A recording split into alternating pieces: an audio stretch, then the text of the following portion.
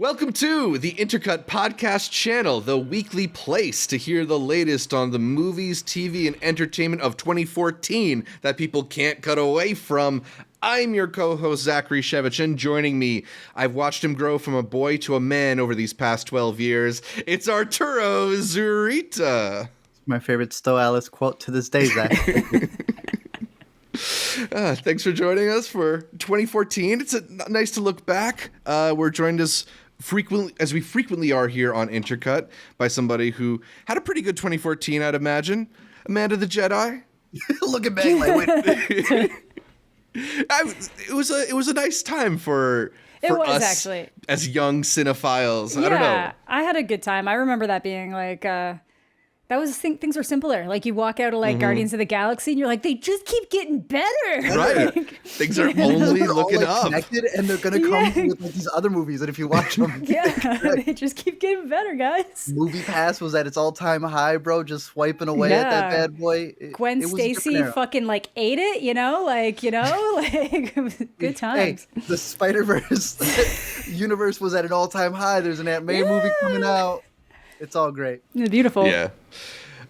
So in a little bit, we will be talking about those best movies of 2014 for this bracket episode. But first, make sure you're subscribed either to the Intercut podcast, either the video podcast on youtube.com/intercutpod, or the audio podcast available on most podcatchers. Also, follow Intercut on social media, whether that's Facebook, Twitter, Instagram, Patreon. We're at Intercut Pod. That's Intercut Pod. And that's short for podcast. You can also support the show for as little as $3 a month here on YouTube by clicking the join button on our page to become a member, or by going over to patreon.com/intercutpod and signing up to join the Intercuties. You get early access to episodes like these, the ability to help us decide future episodes of the show, a monthly an invitation to our monthly patron Intercutie video chats, and beyond that, be sure to leave us a 5-star review on Apple Podcasts, because if you do, we might be able to turn back the clock and go back to 2014 together.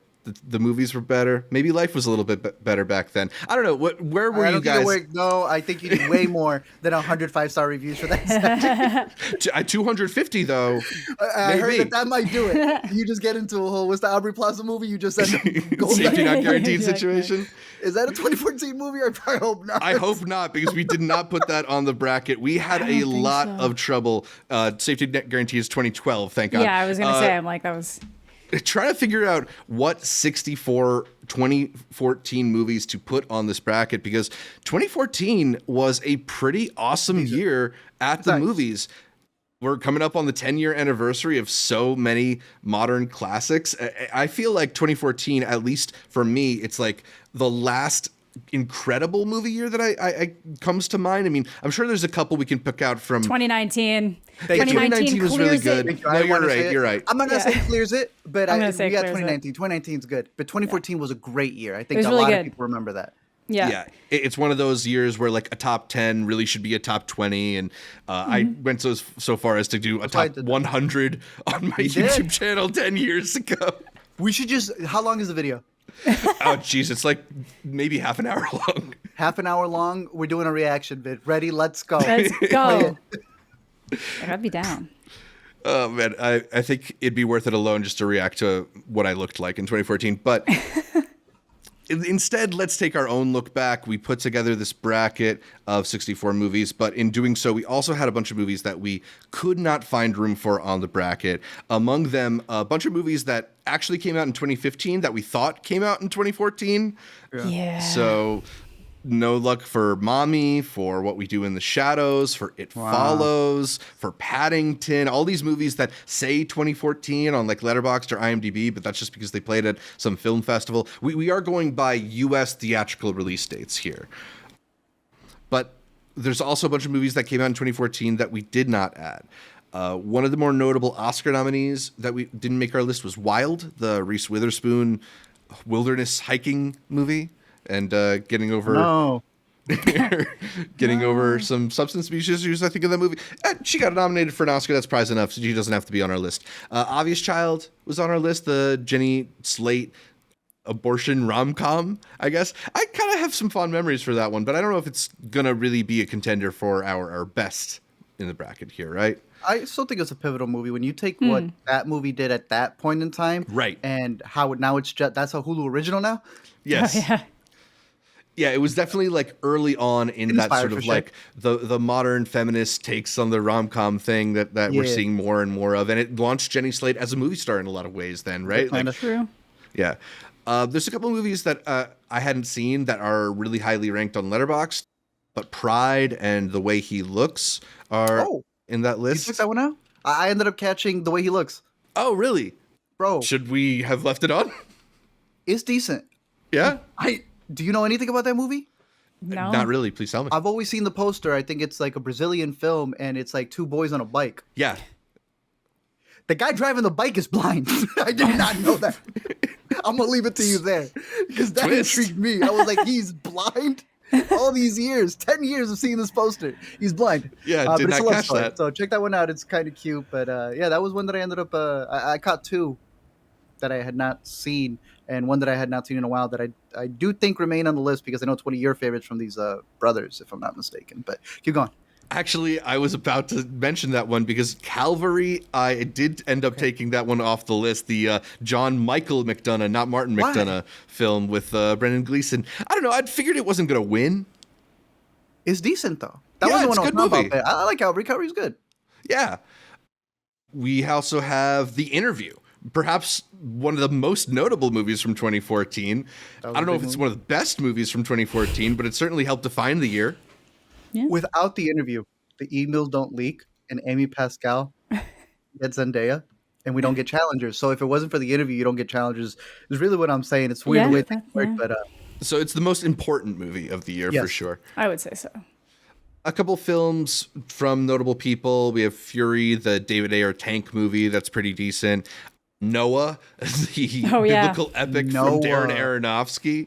Wow. We have Maleficent, the Disney redo starring Right. Angelina Jolie. There's also Tusk from the illustrious Kevin Smith. oh, I didn't make it. No. Did not end up making it in the end. This was a tough cut for Amanda, but we did not include The Amazing Spider-Man 2. We didn't. It was Gwen Stacy herself. It was. I tough really to did. It was make. actually pretty bad. People, said no. they had to call some people. They had to diverge me off the list, which is also missing. Divergent did not make the cut, Oh, nor did no. The Maze Runner. Wait. No Maze Runner? No, Sorry to your boy Wes Ball, I was but gonna say, like, if you're putting up Maze Runner, that has to be in a category with Divergent, and something else has to just be snatched out. So far, I'm going with the Maze Runner out of this uncut cut. Same.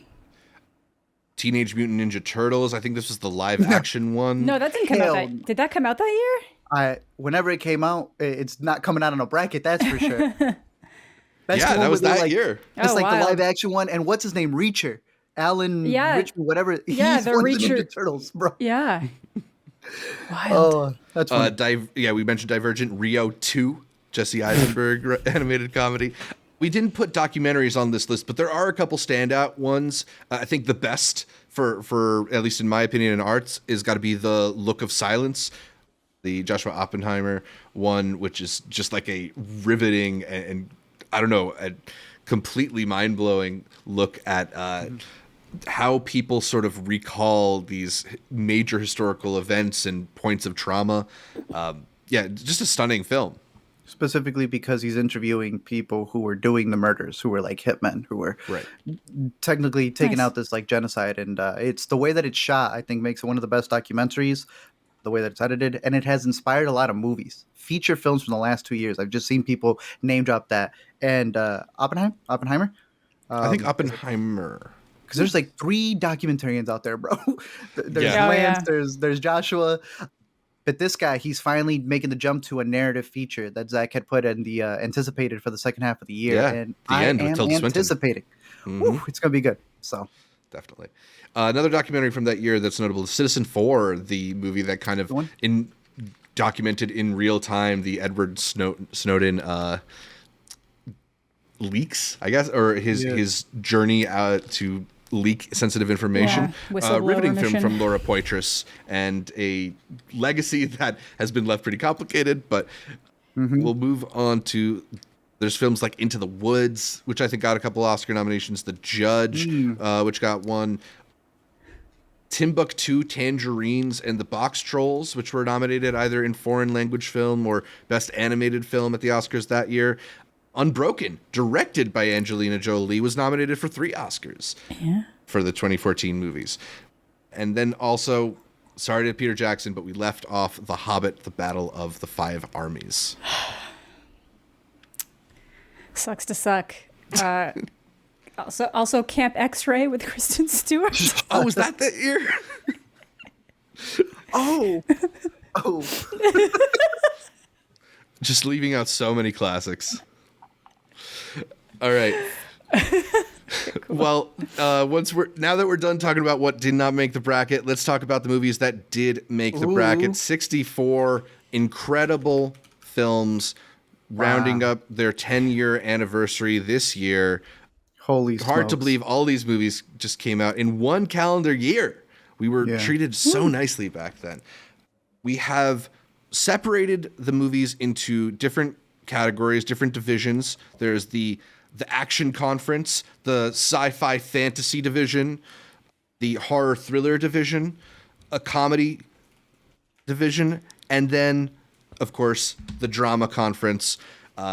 There's some heavy hitters in each category here. I'm curious to see what ultimately makes its way on top. But we'll start things out in action and talk about John Wick versus The Drop. So we're talking about the original John Wick film, directed by Chad Stahelski. Of course, the story of Keanu Reeves' iconic hitman coming out of retirement to get vengeance for his dog, versus The Drop, another dog-centric action movie from 2014, which stars Tom Hardy in a film about a robbery gone wrong, and also featured, I believe, the last film performance from James Gandolfini. Really? Yeah. Oh. Damn. Shit. Amanda, I know you like both of these films. Is there one that you're leaning towards?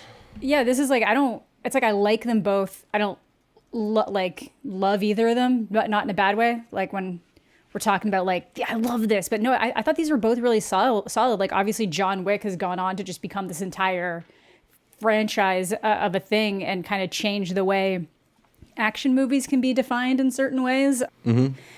But then The Drop is actually just like really solid, and I feel like it's one of those ones that's definitely dropped off the radar for most people. I got him, but like I feel like just people might not have heard of it, so I do want to give it the nod for just being a really solid movie for what it is. But I think I got to give it to John Wick myself because it's John Wick. Really? Okay. You thought I was going to go The Drop? I think you might have had the strongest one for The Drop out of the three of us, because I like you. I like it too. Tom Hardy was on a run. He was doing good. He was doing incredible stuff. Yeah. The person who I actually like the most out of this one is Matthias Schoenaerts. He was a stand-up to me in this movie, and he had a little bit of a run. And then, I mean, I think the guy is really good, but he's always chosen to take like Mustang, all these like smaller movies that people weren't really out there for. I think he was in Rust and Bone a year or two after this, before. Yeah. But this is, I agree with you. It's one to definitely shout out, but it's got to go John Wick. And Zach had mentioned Chad, but hey, remember David Leitch technically also co-directed it with him, so it's got to be John Wick. Zach, are you gonna go all three? Yeah, it's already in there. Okay. I think I like John Wick marginally more, but I'm a little bit surprised that The Drop hasn't kind of had like a bit of a resurgence. It's a really satisfying crime thriller. So hey, there's two on this bracket. I'm going for the other one with a couple that definitely should have gotten its due. Mm-hmm. Starring an Oscar Isaac. I'll say that. If one were to make a resurgence, I'm going for that one over this one. I think I'm going with that one too.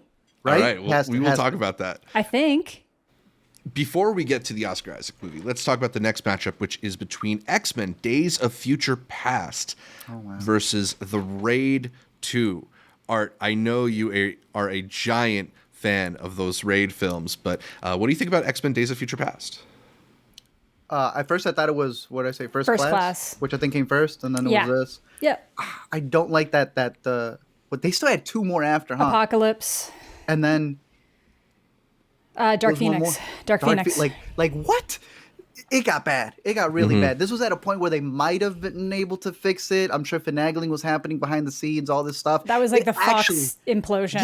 Yeah. It felt like they were somehow going to have this magical Band-Aid over the franchise. And I thought this was going to be an incredible way to merge it all together. This was the peak of it. I'm almost tainted by the follow-ups. But I really do love Days of Future Past. I think it deserves a lot more credit than people give it to, because we're giving that credit to 2021's Spider-Verse movie. Oh my gosh, they brought characters from the past. Yeah. Because this was the first one that combined the timelines, no? Yeah, and this also did it way before another X-Men media, and then way before another X-Men media. But yeah, it did it first. In a weird way, it's almost like comic book culture wasn't yet ready for what they're doing, the infrastructure has been created to like have all these websites talking about who's going to be in the cameos and stuff in the years since then. And I think that gave it a benefit, though. Like, people did really like this movie. I remember this being really popular at the time. Well, that's why they got two crappy movies afterwards. Like, it was X-Men. They were never because it was X-Men. They were never not going to get it because they were going to lose the rights if they didn't just keep making things. But no, this one was really good. I'm a huge X-Men fan. Like, that is like X2. It was a defining moment in my life. So this one in particular, being that it's bringing back some of my favorite characters from the old. I had some issues with how they did it. I thought it was like a little. It's always like the need to tie Wolverine into things too much makes it dumb. It's like, okay, this is supposed to be Shadowcat, but we're going to make it Wolverine instead. And we'll just find a way for it to make sense where it doesn't make any sense. But it's fine. But I do love. So my vote's going X-Men just because I love X-Men. Whoa. Okay. I love the Raid too, but I love X-Men. How would you rank them? Because I would go X2. I think I would go Days of Future Past. I tied 1 and First Class together. Thank you. And then I really don't care about where you put 3 and whatever else. Yeah, I'm X2, probably then X1 actually, then Days of Future Past, then First Class. Maybe First Class above this one, honestly. Really? I didn't think I was going to like First Class, and then I really did. First Class is I good. really liked it a lot. I was one of those people, like, I was literally in high school, and I found, like, the script for X3, and was like, there's no way this is what they're going to do. And then they did that, and it was, like, bad. It hurt a lot. It hurt a lot. So I have many feelings on my journey. And then, like, X-Men Origins Wolverine was, like, one of the worst midnight experiences I've ever had in my goddamn life. Just recap to Alina the other day about that special release that they had online without the special effects, and how most of that got ripped offline so people can't find it, but there's still remnants of it out there. It is a beautiful piece of movie history. Yeah, wild that Logan came after the decline of all of this shit. Like, absurd. Like I don't even count it towards what would be the X-Men stuff, but it's its own thing. That's its own thing. I can see. It served it well, but look, I'm going the Raid 2 because I do think that is a pivotal movie that has inspired stuff down to one of our favorite films of this year with Monkey Man. Mm-hmm. Oh, look at that going right there. Oh, I knew X-Men was going to lose. I knew X-Men was going to lose. Dude, it shouted out before Toby. Like, we had 4 years before Toby even became a thing. Like, this went way back. Yeah. I don't know if I ever really vibed as much with the X-Men franchise as I did back in the like X2 days. The continued homophobia from Zach and his not liking the allegories for gay. I'm joking. This is the one directed by Bryan Singer. So maybe... I know. But yeah, I think this is probably my second or third favorite of the X-Men's. Yeah. I don't know. But yeah, it doesn't hold a candle to the Raid. And I'm not disagreeing with that. So I'm just, All right. Our next matchup goes between the Hunger Games Mockingjay Part 1 versus Godzilla 2014. This is the Gareth Evans Godzilla, not to be confused with the director of the Raid 2, Gareth this is the Gareth Edwards, not to be confused with the director of the Raid 2, Gareth Evans. I just did it to myself. That's so funny. Got him. This is the Hunger Games movie that ends with, like, the message from PETA, right? Like, I get them a little bit confused at this stage of the franchise. Yeah, this is the one where he is, like, what do you call it? Like, he's as skinny as possible. They've given him no nutrition, like, and they're ready to start the war. It's your typical Part 1. just like Deathly Hallows and everything. It's all the setup for it. Yeah, and it's a lot of focus on like the media aspect of it, like how the propaganda. Yeah. Totally. And then this is the Godzilla movie that opens with Aaron Taylor Johnson. Very coincidentally, has his Marvel Cinematic Universe sister Elizabeth Olsen in the film as well, and then a bunch of just random A-tier actors with Juliette Binoche, Bryan Cranston, Ken Watanabe, Sally Hawkins. I kind of am like mixed on both these movies. It's a little hard for me to choose. I don't know. Do either of you have a particular leaning one way? Hunger Games. Godzilla. I figured. Mockingjay is actually one of my least favorite books I've ever read in my life, but that first movie is kind of hits. Yeah, I'm so weird. I like doomer things in certain scenarios. I hate the ending where it's like, well, I guess I'll be happy with this person. And either way. I remember thinking that like the brief bits of Godzilla we get in 2014 are some of like the coolest Godzilla set pieces we've had, because he seems massive. Yeah, and as someone who doesn't like the big dumb monster movies, I actually liked this Godzilla like a fair amount. I also remember it being such a bait and switch movie. Everybody thought, because this was kind of like Breaking Bad was still happening. Yeah. And they really upped that Bryan Cranston side of things. So I really just remember people being very pissed off at that movie before I think people started just liking it. Yeah. At the time is what I remember. I think ultimately what sticks with me more from these two movies are those elements of like going into the way propaganda is created from Mockingjay, and yes, it still does have an element of resonance towards like how we see things in the media today. So maybe narrowly, I'll vote for Mockingjay here. Let's fucking go! Let's fucking go! Yeah, I'm sorry, Mockingjay is way more relevant to today's culture and society. We're going to Mockingjay. Yes, sir. You left, Art. You thought you were safe. Won Best Picture. Not Godzilla. So Oppenheimer. Godzilla's representative of the bomb. Oh my god.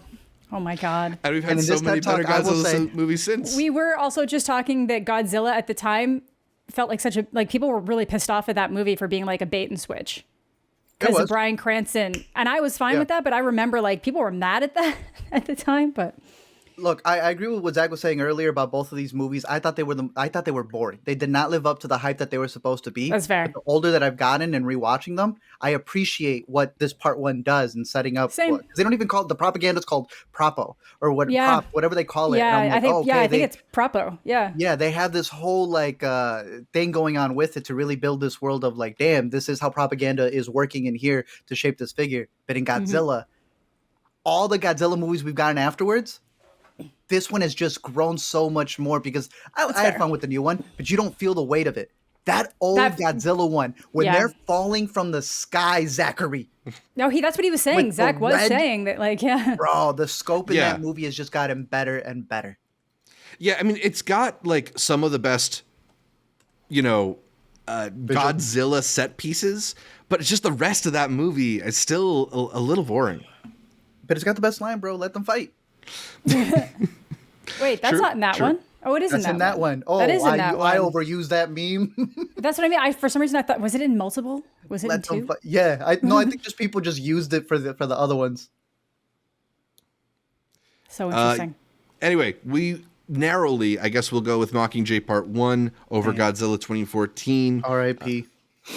But let's go to the next matchup between Kingsman, The Secret Service, and Blue Ruin, the late edition of Blue Ruin. I really want to get it on this bracket because I really love Jeremy Saulnier's stripped down take on the revenge thriller. The first 30 minutes of that movie in particular are so tense and do so much,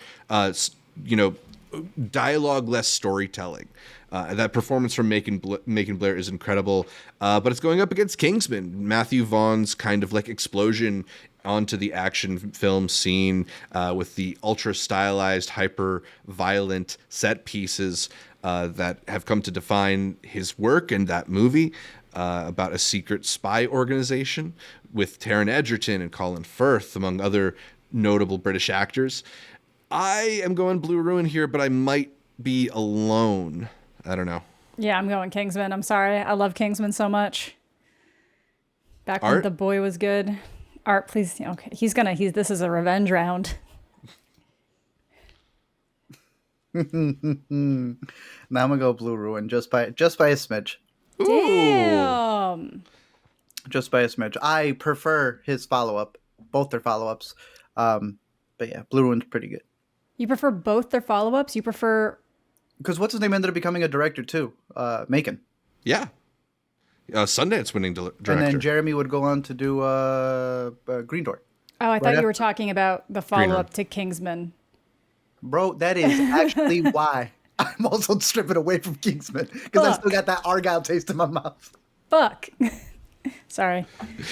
No, so would you have had it go up against Mockingjay? Like Kingsman sweeping Mockingjay for sure? Yeah, I'd probably. Damn. Even though I think Really? Mockingjay is doing more theoretically, I really like Kingsman. I like that ultra stylized violence stuff. Like I think the first Kingsman's the best, for Yeah. sure.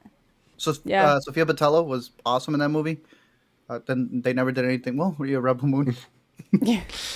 yeah, I don't know. I really don't like that church scene. I know people Really? love That's it fair. so much. No, I've heard people split. What don't you like about it? I think that it sort of asks you to, as a viewer, condemn the violent act that's happening while doing it in a way that's presented as, isn't this so fucking awesome? And if you see the reaction that some people have to that scene isn't this so fucking awesome? They're Yeah. clearly kind of missing the messaging that it should be there in I the agree. way that it's filmed. I don't know. I just like, I tend to have issues with particularly violent films that also sort of like make it feel very clean, you know, like NPC-ish almost, and that sort of defines That's a lot fair. of Matthew Vaughn's work. But fair. he's got incredible style, so I don't really begrudge people for liking it. totally just fair. Not my cup of tea. Yeah. It wasn't going the distance, so I won't be like super upset. This isn't like my number one got knocked out round one. Yeah. All right, well, let's see what the next matchup holds, because it's Edge of Tomorrow versus The Equalizer, the Doug Liman film retitled Live, Die, Repeat on its physical release. I remember that. I worked at a versus- store when that came out, and we were all really confused. We were like, "What the fuck is this movie?" Yeah, could not settle on the best way to market that movie, which is such a shame because it's so good. Mm-hmm. And it's going up against the Anton Fuqua Denzel Washington revenge franchise. Arturo, you wanted to see Equalizer included in this bracket. Are you going to go with it against Edge of Tomorrow? Hell yeah, I did. And hell no, I won't, because tomorrow's way better. I was gonna say, but I'm like, now I'm actually. You weren't even gonna vote for it, and we just lost Kingsman for fucking boom. It's fine. It's fine. I'm sure if I've seen, Equalizer was I good, haven't though. seen Blue Ruin, so I can't judge. Maybe I'll actually like it way Yeah. more, so I have to check it out. But Oh, yeah, okay. I hope you like it. Oh, Yeah. did you like Green Door? yeah. It's like a way indie version of Okay. that. Cool. So Yeah, I mean, that final sequence in, like, what is it, the hardware store from The Equalizer? It's a pretty solid action set piece. Oh, now you remembering it, bro? Come on, he had a I whole just Home do Alone not remember scene in Pedro the Pascal box. at all. Bro, no, it was good. I liked Yeah. it. Yeah, it's a good I scene. do like The Equalizer. It's the only only trilogy Denzel's done, only sequel he's done, not like his own sequel. That I think Antoine Fuqua came back to do all three for it. I like the whole trilogy, even if the last one was a little slower. It's a good movie. Yeah. But Edge of Tomorrow, I don't know why Clears we it. haven't gotten a sequel. Like that. That's another thing too to look back in this 2014 list. We have not gotten a sequel with Tom Cruise and Emily Blunt, but we got 3 with Denzel Washington fake hitting people. Like, come on. Right. No, it does not make sense considering the reputation that I think that movie has gained post-release. Like, I guess Yeah. it didn't technically make the most at the box office, Well, but they had like, to change the title for the DVD release because Yeah. people No. didn't watch it, and they thought that people were too dumb to care about a title called Edge of Tomorrow. Hey, that's what it was, right? Yeah, so then they gave it. That'll So fix its it. subtitle was "Live Die Tomorrow." So then they flipped it. So dumb. It's so Yeah. dumb. Like that wouldn't hurt it. But we do need a sequel for that one. yeah. Captain America: Winter Soldier versus The Guest. So the Captain America film is this the one that introduced Bucky Barnes to the MCU, or did we get him No, before? he's I in don't the know. first one, and that's why Okay. he gets. This they think is where he's they dead. introduce Winter Soldier. Winter This is when he Soldier. becomes evil. Yeah. Yeah. Okay. That's I This guess what is I when meant. Captain America begins his stretch of I will just let the world burn for my gay lover. That's step one. This has the straightest scene, you know, when he's holding the side of the helicopter to that. Yep. Completely the straightest scene I've ever seen in my life, with just biceps bulging out, holding both of them together. All the Fast and Furious movies have been trying to copy that. Yeah, they have. This is also the beginning of Hydra. Like not the beginning, but like the but full like people on, and realizing the that whole his Hail Hydra bit, yeah. that he's been living a lie, basically. Also, when the MCU realized, we could just steal 80s and 70s movies. Literally, we put can be them in like, an we can make a MCU thing, spy thriller, but with Captain America. and we people can are going to eat it up. A comedy heist Right? with Ant-Man. You know, Cool.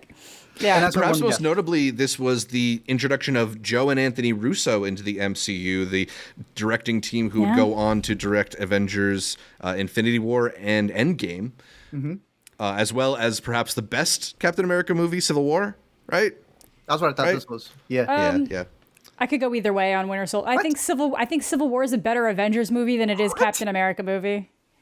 That's crazy though. That's like how good it is that the Yeah, that first but Avenger would give it my to thing Luke. is like I'm watching this movie and I'm like, really? For Bucky Barnes again? You're doing, but It's going up against Adam Wingard's film The Guest, about a soldier who returns home and may not be who he seems to be. A pretty cool, low, kind of B-movie thriller. A bit different than what we're used to recently with Adam Wingard, who has spent the last few years having Godzilla and King Kong fight each other on screen. Mm-hmm. Art, are you going to go with Captain America, Winter Soldier, or The Guest? I know people are going to disagree with me, but I'm going The Guest. I also really like The Guest, so I don't. Do it. Piss them off. I just. Remember the de-aging Do it, Captain Amanda. America Winter Soldier? So terrible, bro. Yeah, So it doesn't bad. hold up. Really Disgusting. good scenes though. Let's. I don't know. Zach, you pick yours. You're gonna go The Guest. Zach's gonna go The Guest. So it I doesn't am going to matter. go The Guest. So I it wanted doesn't matter. you to be the one to pull the plug, but Yeah, go for it. all right, cool. So The Guest will advance in this round. Perhaps People really like Winter Soldier. I was gonna say, but like in my mind, I'm like that it wasn't even my favorite Nah. superhero movie of that year, so I'll give it to They're The Guest. rabid, bro. The Winter Soldier fans like it better than first Iron Man. I can Yeah, see I why mean- actually. It has a better. The end of that movie is better. The Iron Man gets rough in the final battle. It's so Nah. good until the final battle, and then The it's good moment again. I saw Samuel L. Jackson escape a car through full-on cement on the street, nah. Okay, fair. He was a Skrull. No, I'm joking. He was. That's a good one. Okay, my bad. The long game. Yeah, we're playing the long game, guys. Oh, All dude. right, not so deep in, and we've already eliminated This two is MCU gross. movies, but I have a feeling that the No, next only one we talk one. about is going to Only fare. one.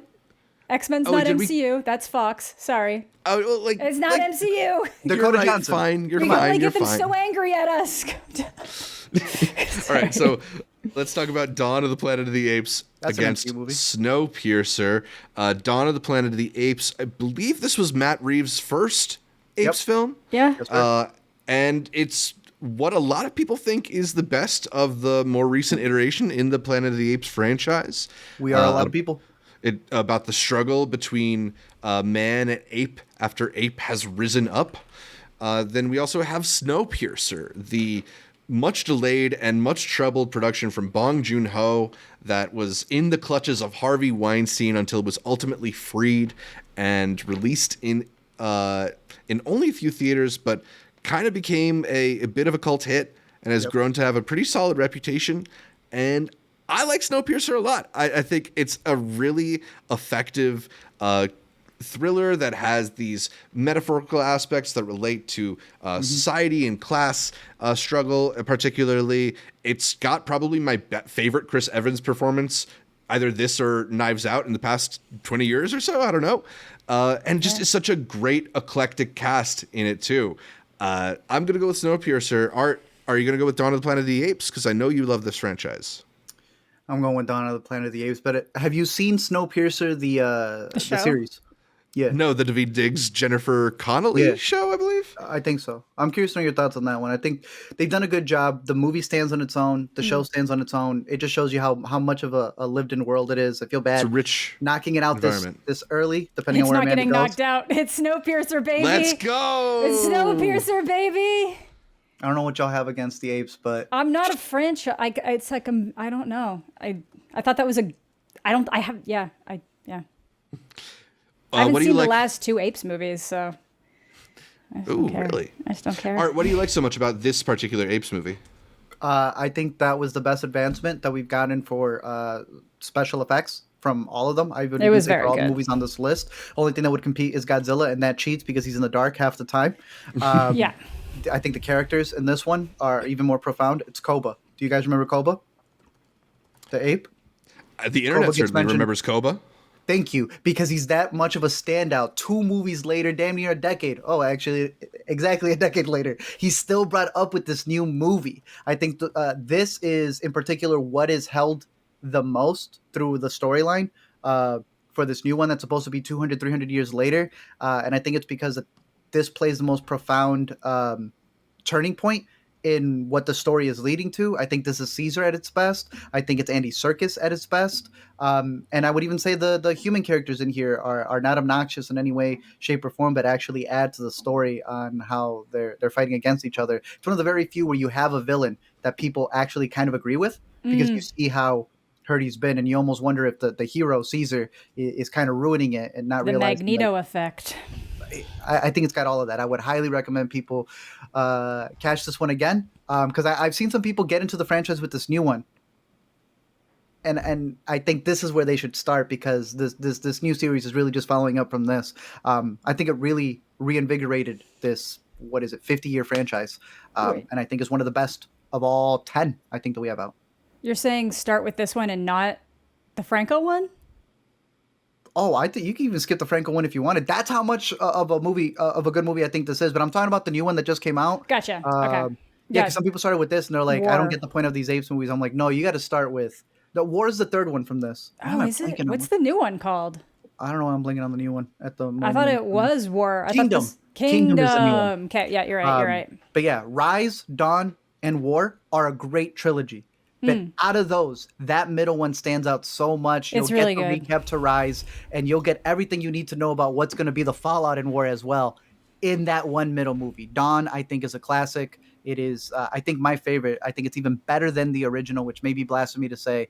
But at worst case, I would tie them up. Is it? The first one's kind of crazy.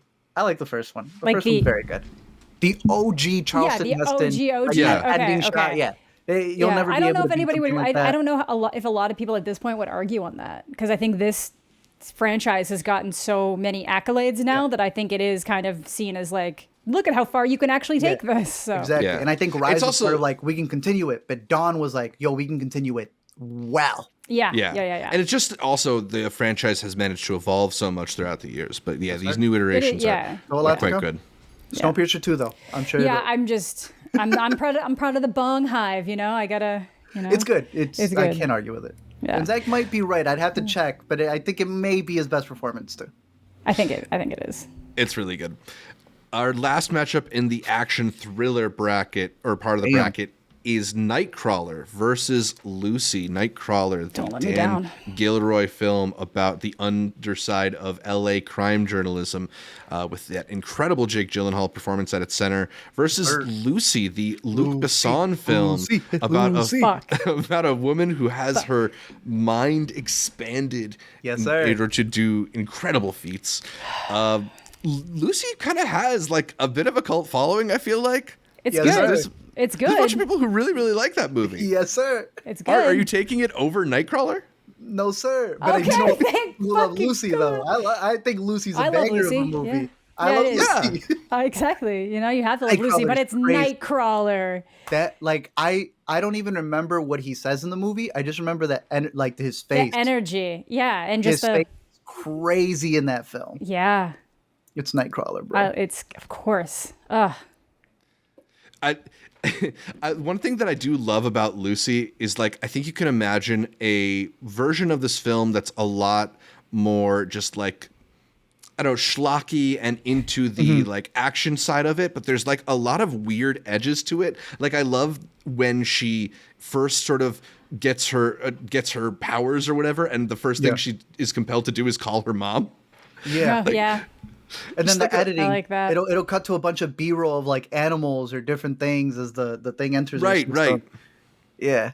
No, it's a good movie. I think we've been talking a lot about like B movie type stuff, but this would be one where I think it stood the test of time.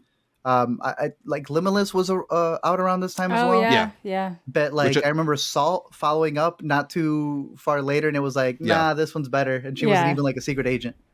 Yeah, true. All right, let's move into the sci-fi fantasy part of the bracket and talk about Interstellar versus the Congress. Interstellar, of course, Christopher Nolan's classic story of space and time travel and love, against the Congress, the Ari Folman film about an aging out-of-work actress who accepts a job where they scan her identity in order to have access to it for future productions. A film that's only grown more and more prescient and relevant to the discussion around identity and reanimating actors that we find ourselves in constantly with Hollywood films.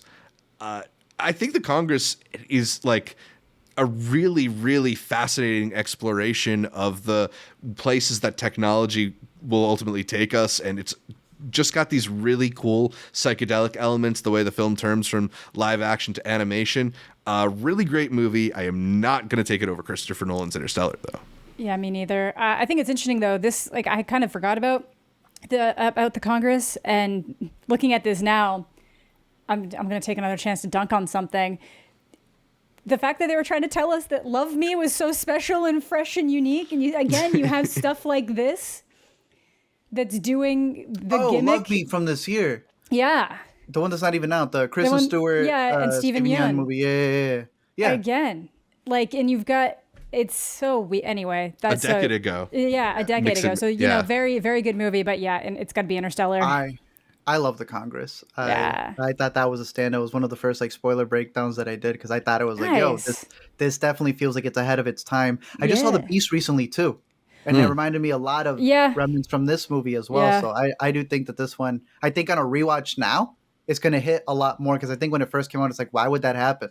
No, this movie was thinking about like, if this was passed, this is how deep into it would be. And I think people were only looking for like surface level AI type stuff at that point in time.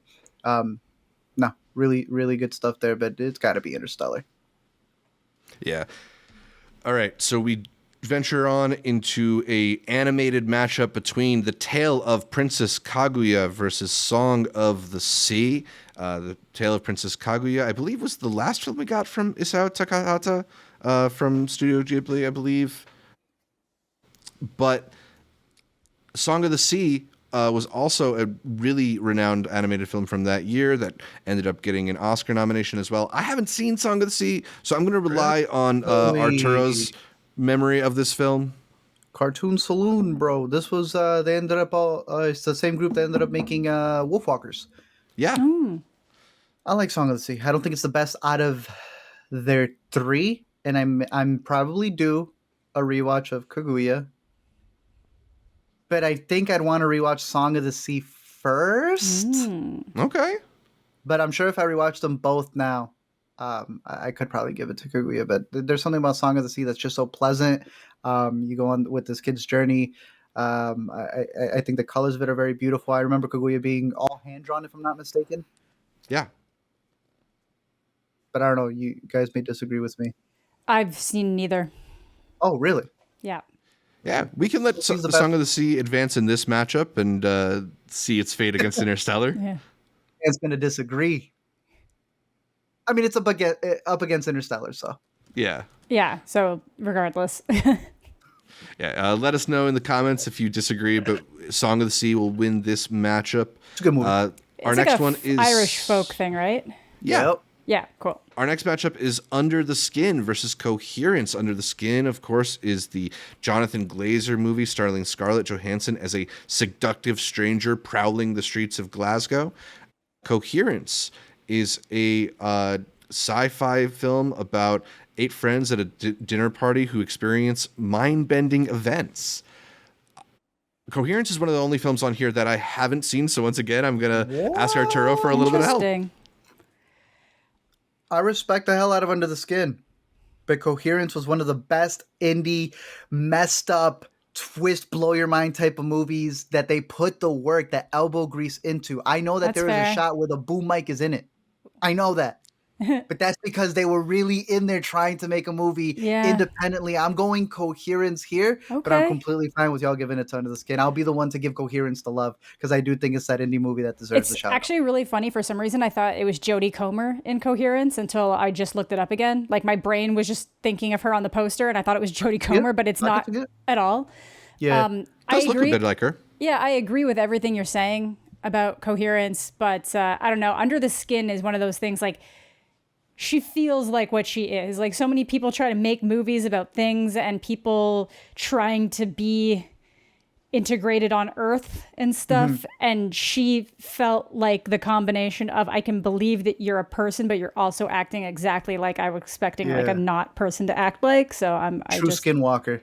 Exactly. Yeah. So big, I got to go Under the Skin.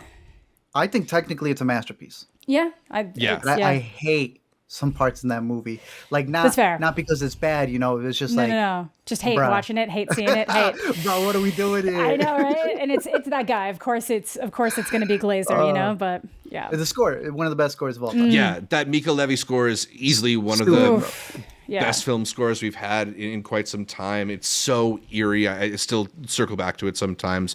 And just the visuals alone. I mean, Under the Skin has got some of the most like iconic, singular looking set pieces that you'll see in a film, like that black pool of water. I've never seen something quite like that in a movie, and the whole element of seduction in it is so cool.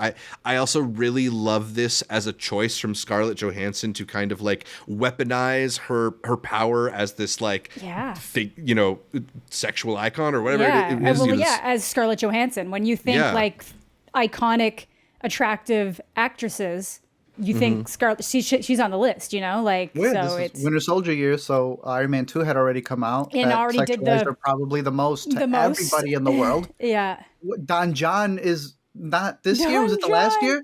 Right, yeah, like we're talking about another movie. Right, we're talking about like all the trailers that you saw, even if you didn't see the movie. All the trailers and marketing have bombarded you with their sexuality, and then Zach's right. You come in, with the way it's used here, it's perfect casting. Yeah, and it's also her, like you're saying, an incredible performance. Yeah, and then her taking it.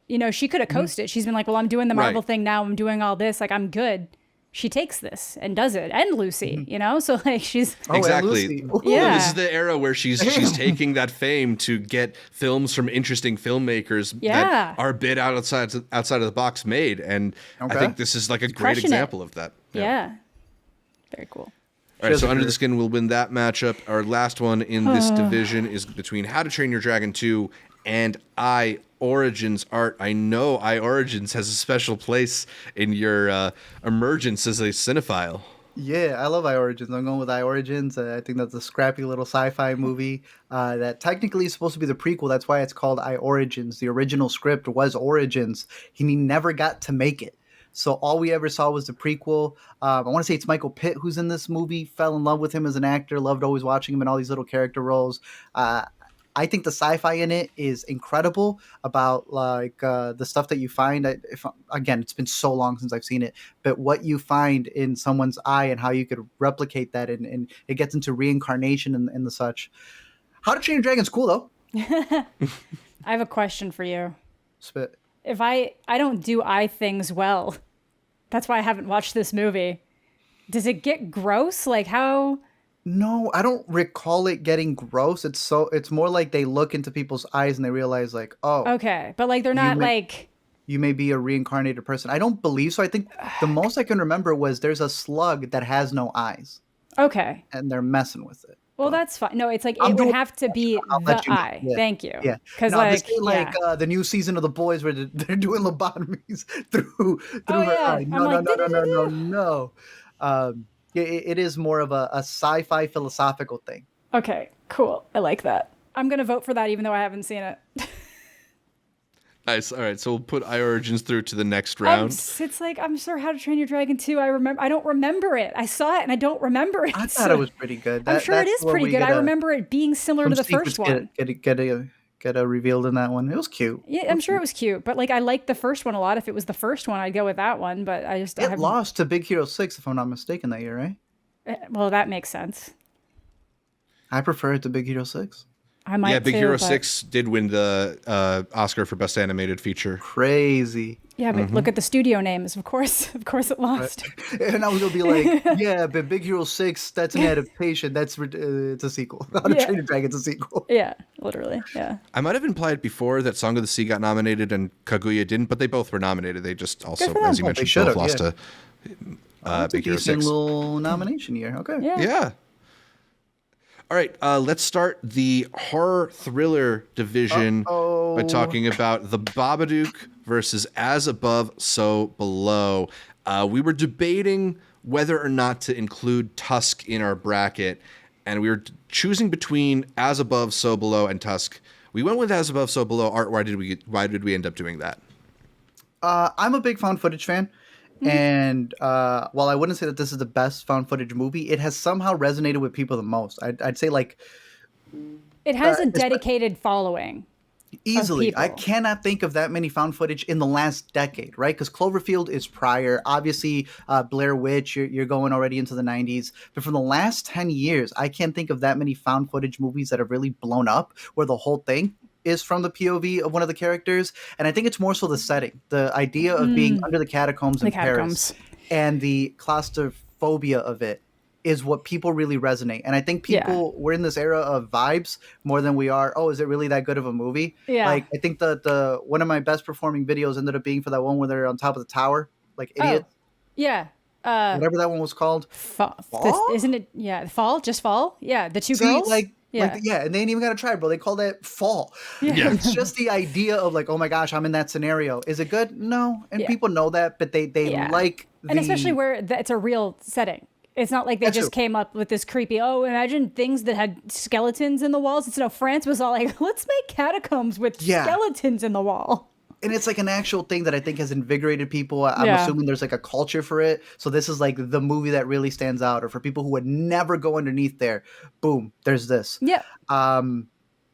I guess it's effective. I just don't think it's that strong. It suffers from a lot of the things that dumb movie characters do. Whereas the Babadook, as much as that kid is obnoxious, it's for a purpose. It is. He has to be obnoxious so you can understand why things got to the level that they get. It's got to be the Babadook. The Scream reboot, that was what their corny way of mentioning it, but cementing it in film history was to give it that shout out. Yeah. The start of elevated horror? Or the trend? Yeah, I mean, it was kind of like this, and then at TIFF 2014, I saw It Follows, and I feel like that kind of helped build the reputation. Even Under the Skin. Yeah, even Under the Skin. This was the year where we really started getting that phrase. Trickled in, yeah. We're still in it. Tusk. I'm joking. Tusk, yes. I'm joking. Next one. All right, so we'll give that one to Babadook. Our next horror thriller mashup is Only Lovers Left Alive versus A Most Violent Year. Not that much that's horrific about Only Lovers Left Alive, Jim Jarmusch's vampire hangout movie with Tilda Swinton and Tom Hiddleston. But, it's vampires, so we got to put it somewhere. Going up against the J.C. Chandor thriller, A Most Violent Year with Oscar Isaac and Jessica Chastain. Art, we were alluding to this one earlier, but do you have any love for Only Lovers Left Alive? I think it's good. I like the idea of pitting two actors together to play people who have been with each other for centuries. Yeah. I think that was kind of clever. They have like a lot of baggage against each other. I think I prefer his horror comedy, the one Selena Gomez, The Dead Don't Die? Yeah, Dead Don't Die. I think I prefer that one a little bit more, but we'll be talking more about A Most Violent Year because I do think that's a hidden gem. I mean, I think I'd go with The Most Violent Year here. I like Only Lovers Left Alive, but I don't know. It is a little bit. I'd like it more now.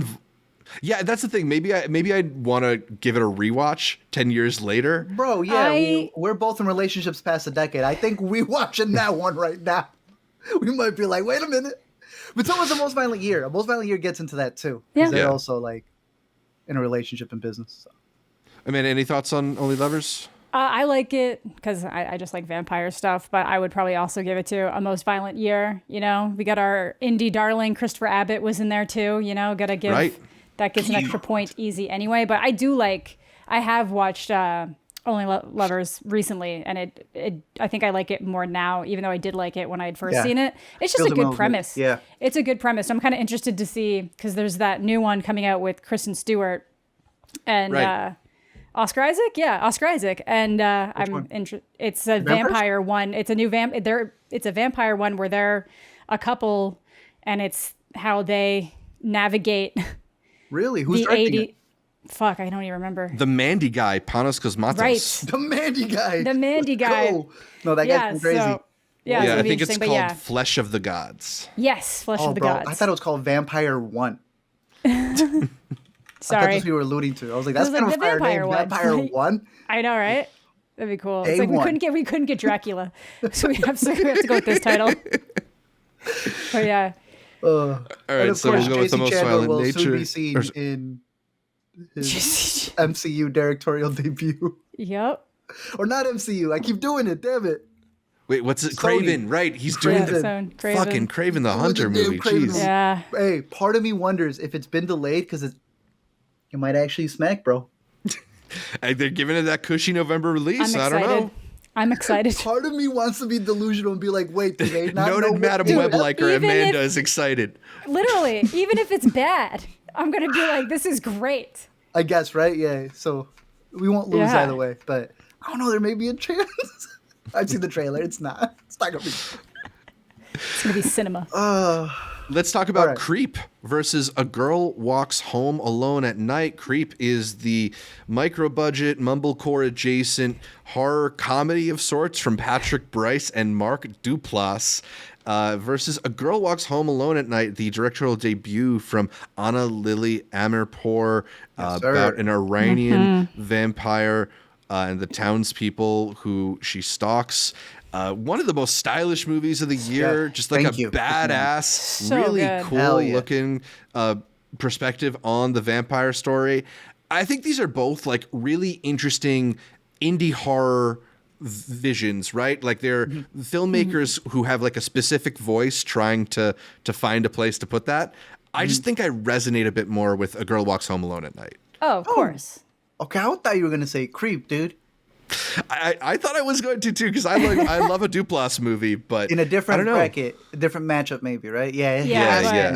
You can't deny A Girl Walks Home Alone at Night. You cannot.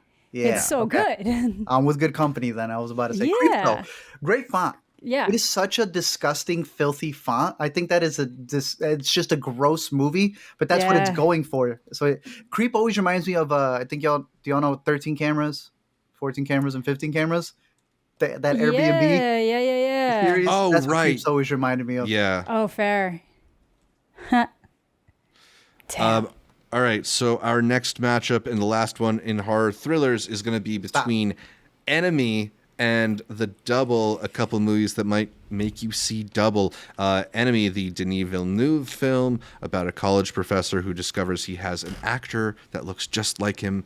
And The Double, the Richard Ayoade film about a office worker who discovers his doppelganger is a much more confident version of himself. You have dual roles for Jake Gyllenhaal in the first one, dual roles for Jesse Eisenberg in the second one. Amanda, which double performance stood out to you more?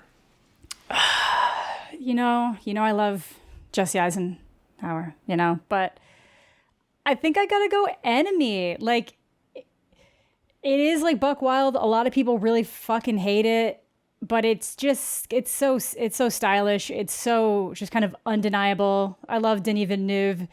I love the commitment to the ending. They didn't feel like they had to switch any of that up. Like, over-explain. Yeah, and like Zack Snyder couldn't add a squid monster into his end of The Watchmen. Denis Villeneuve can do what he did at the end of Enemy.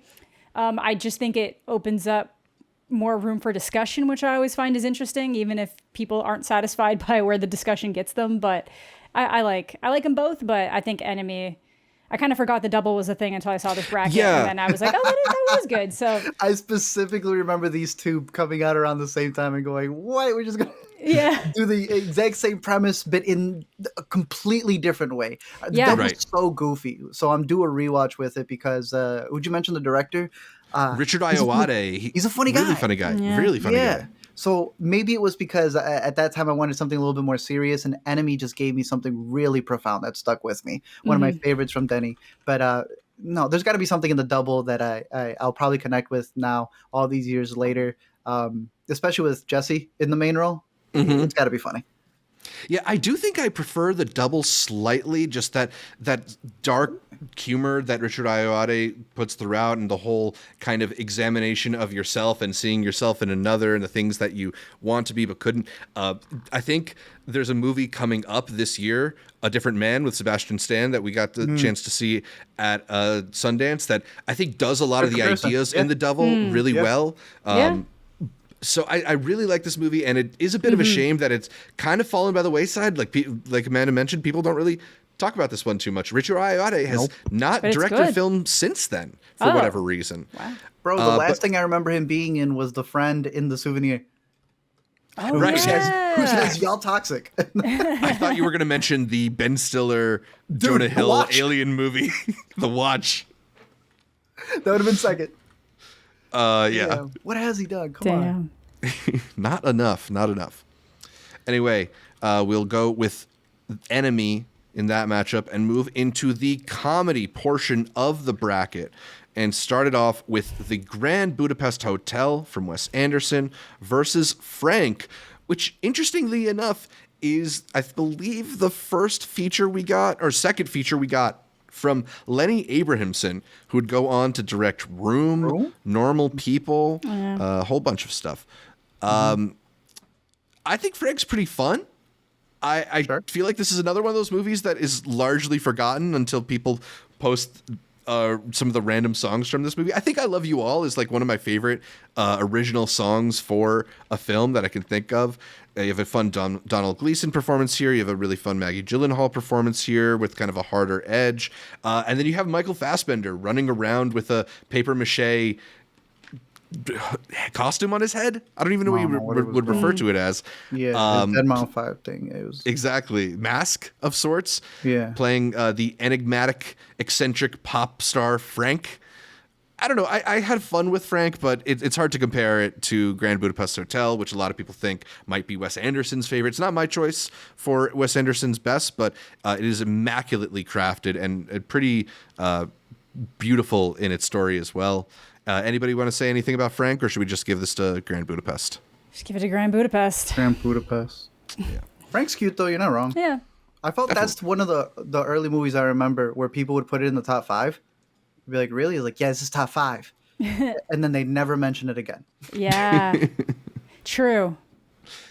Yeah, I mean, it has like a real sweetness to it, and I remember leaving that movie feeling very like heartened. So I can imagine it like connecting with people, but it has not really stood the test of time the way that some of these other movies have. I think we get one of those every year where it's like it's cute, but like people want to hold on to something towards the end of the year, and it's like you don't have to hold on to it. You're not going to remember it by next year, which is fine. But Frank's cute. It's a good poster.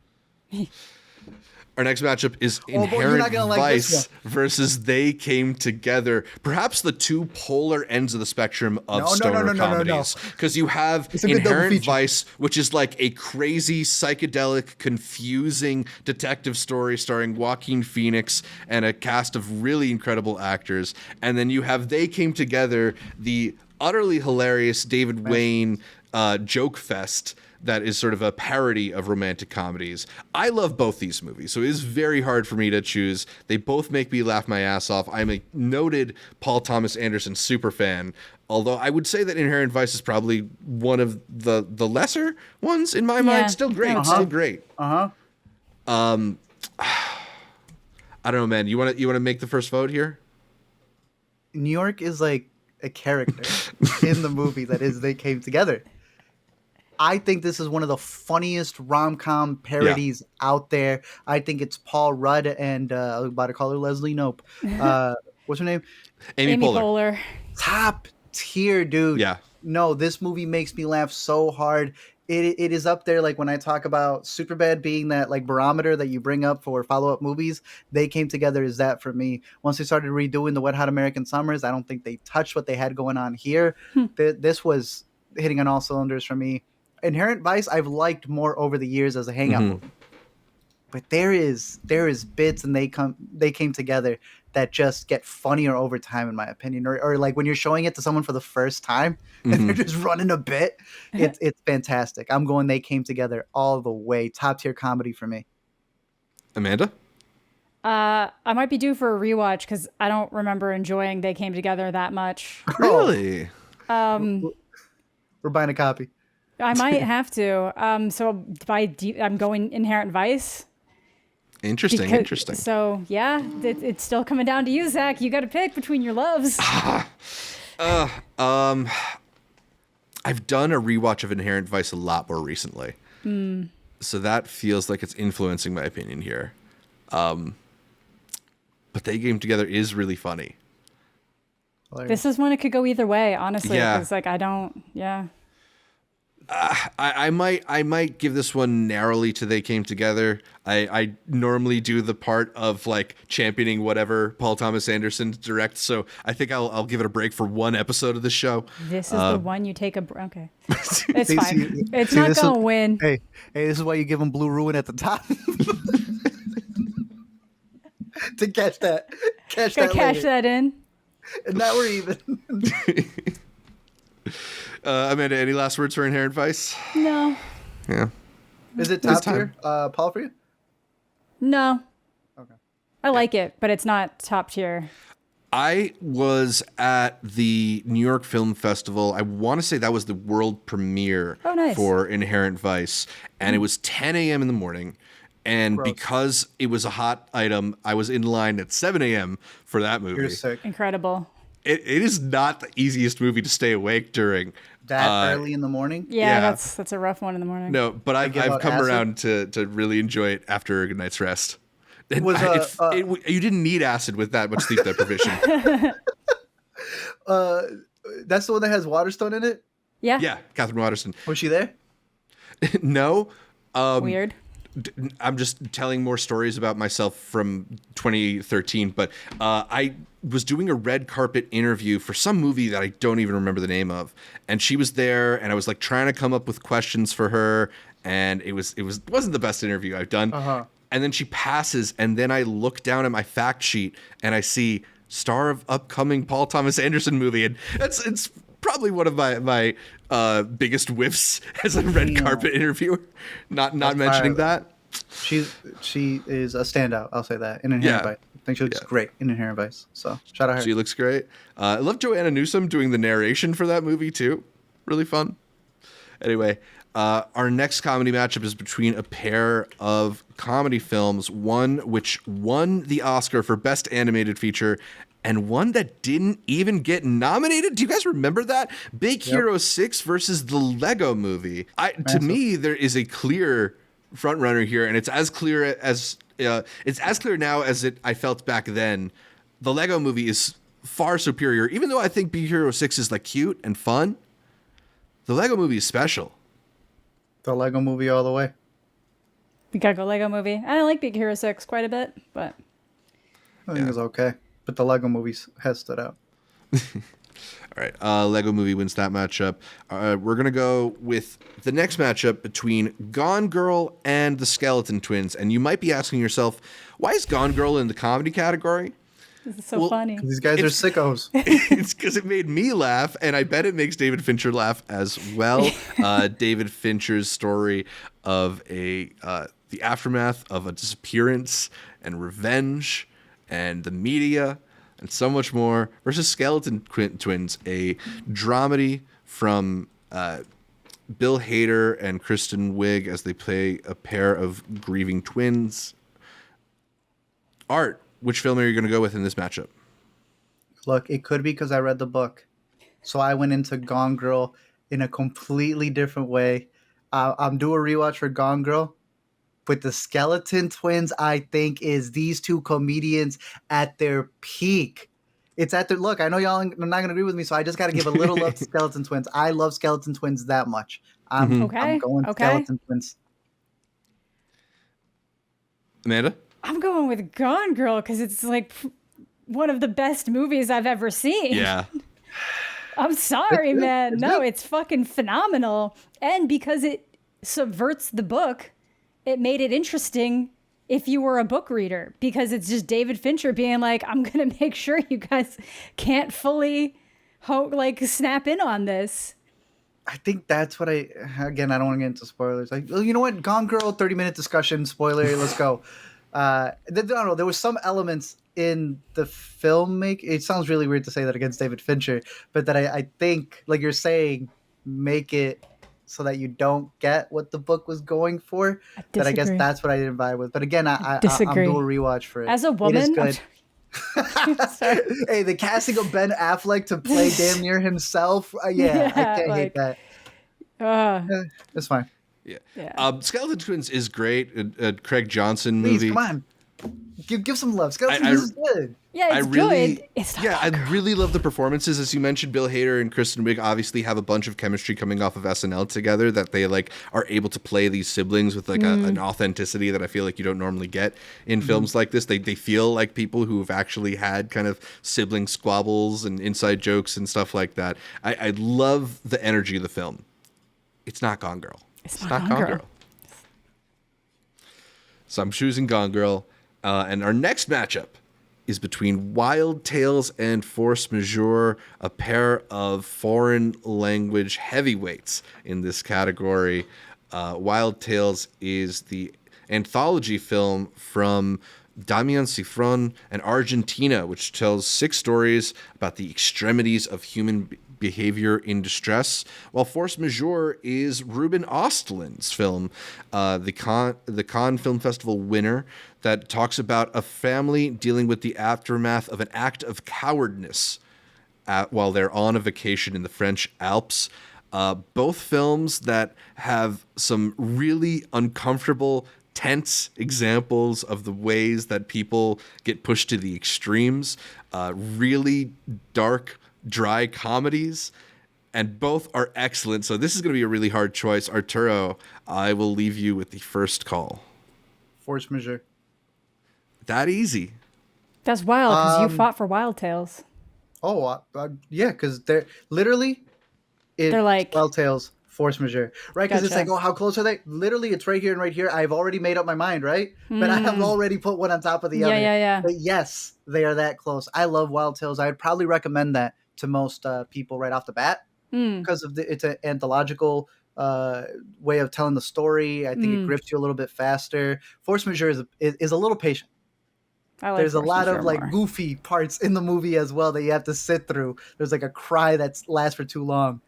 But damn, the punch in Force Majeure is so It's too good. It's too that good. people needed an English remake that just damn near spelled it out for you. Yeah, literally. Yeah, it's Force Majeure. Both top 10 for me, though. Yeah, I mean, I think Wild It's a good Tales matchup. is pretty fantastic, and it's one of the rare anthology films that I feel like doesn't ever really lose its momentum. Because you don't like anthology films that much. No, I don't. This would be an exception, right? That's more of an Amanda opinion. Yeah, it's more a me thing. Oh, Amanda. Okay. Yeah. Compare this to Kinds of Kindness. Ooh, I haven't seen this one in a while. I would say I think it's more cohesive than Kinds of Kindness. I do think that there's stuff to pick up on Kinds of Kindness that people are just not engaging with or choosing not to. Like they're literally going out, like you guys are trying to scientifically prove your way out of the connection. But but I like them. I actually like them both. But I would say Wild Tales is easier to recommend to people for sure. Yeah, for sure. It's a fun time, whereas Force Majeure sort of gets under your skin in a way that I think we all really appreciate. So we're going to go with Force Majeure in this matchup and move on to Birdman, or The Unexpected Virtue of Ignorance, versus The One I Love. Birdman, of course, would be the ultimate Best Picture winner at the Oscars this year. While The One I Love has a pretty cool reputation among like low-key sci-fi comedies, I don't know if it's really held up that much. I don't hear people talking about this, but I think this is like a really incredibly incisive and thought-provoking film from director Charlie McDowell. It stars Mark Duplass and Elizabeth Moss as a couple who go on vacation and discover versions of themselves there. It's really, really intriguing, has like pretty incredible ending. It's really hard for me to eliminate it here because I think this is one of the best movies of the year, but I also think Birdman is. So I'm going Birdman. It's Birdman. Can't. Yeah, we can't let the Scientologists win. It's Birdman. She's really good in that movie, though. She is. I've really never seen good. that movie. So for me, this was like, oh, yo, this is an actress to look out for at this point in time. This is the better Duplass movie. I think it's a better horror movie even than what Creep would have been because of the way that things play out. Yeah. I love the ending to this movie. It is an indie gem I would always recommend for sure. Definitely. What has Charlie McDowell done? Charlie McDowell did that movie with Jason Sudeikis and Jesse Plemons a couple years ago. Windfall, yeah. And he did another one with Jason Sudeikis and Robert Redford. Discovery.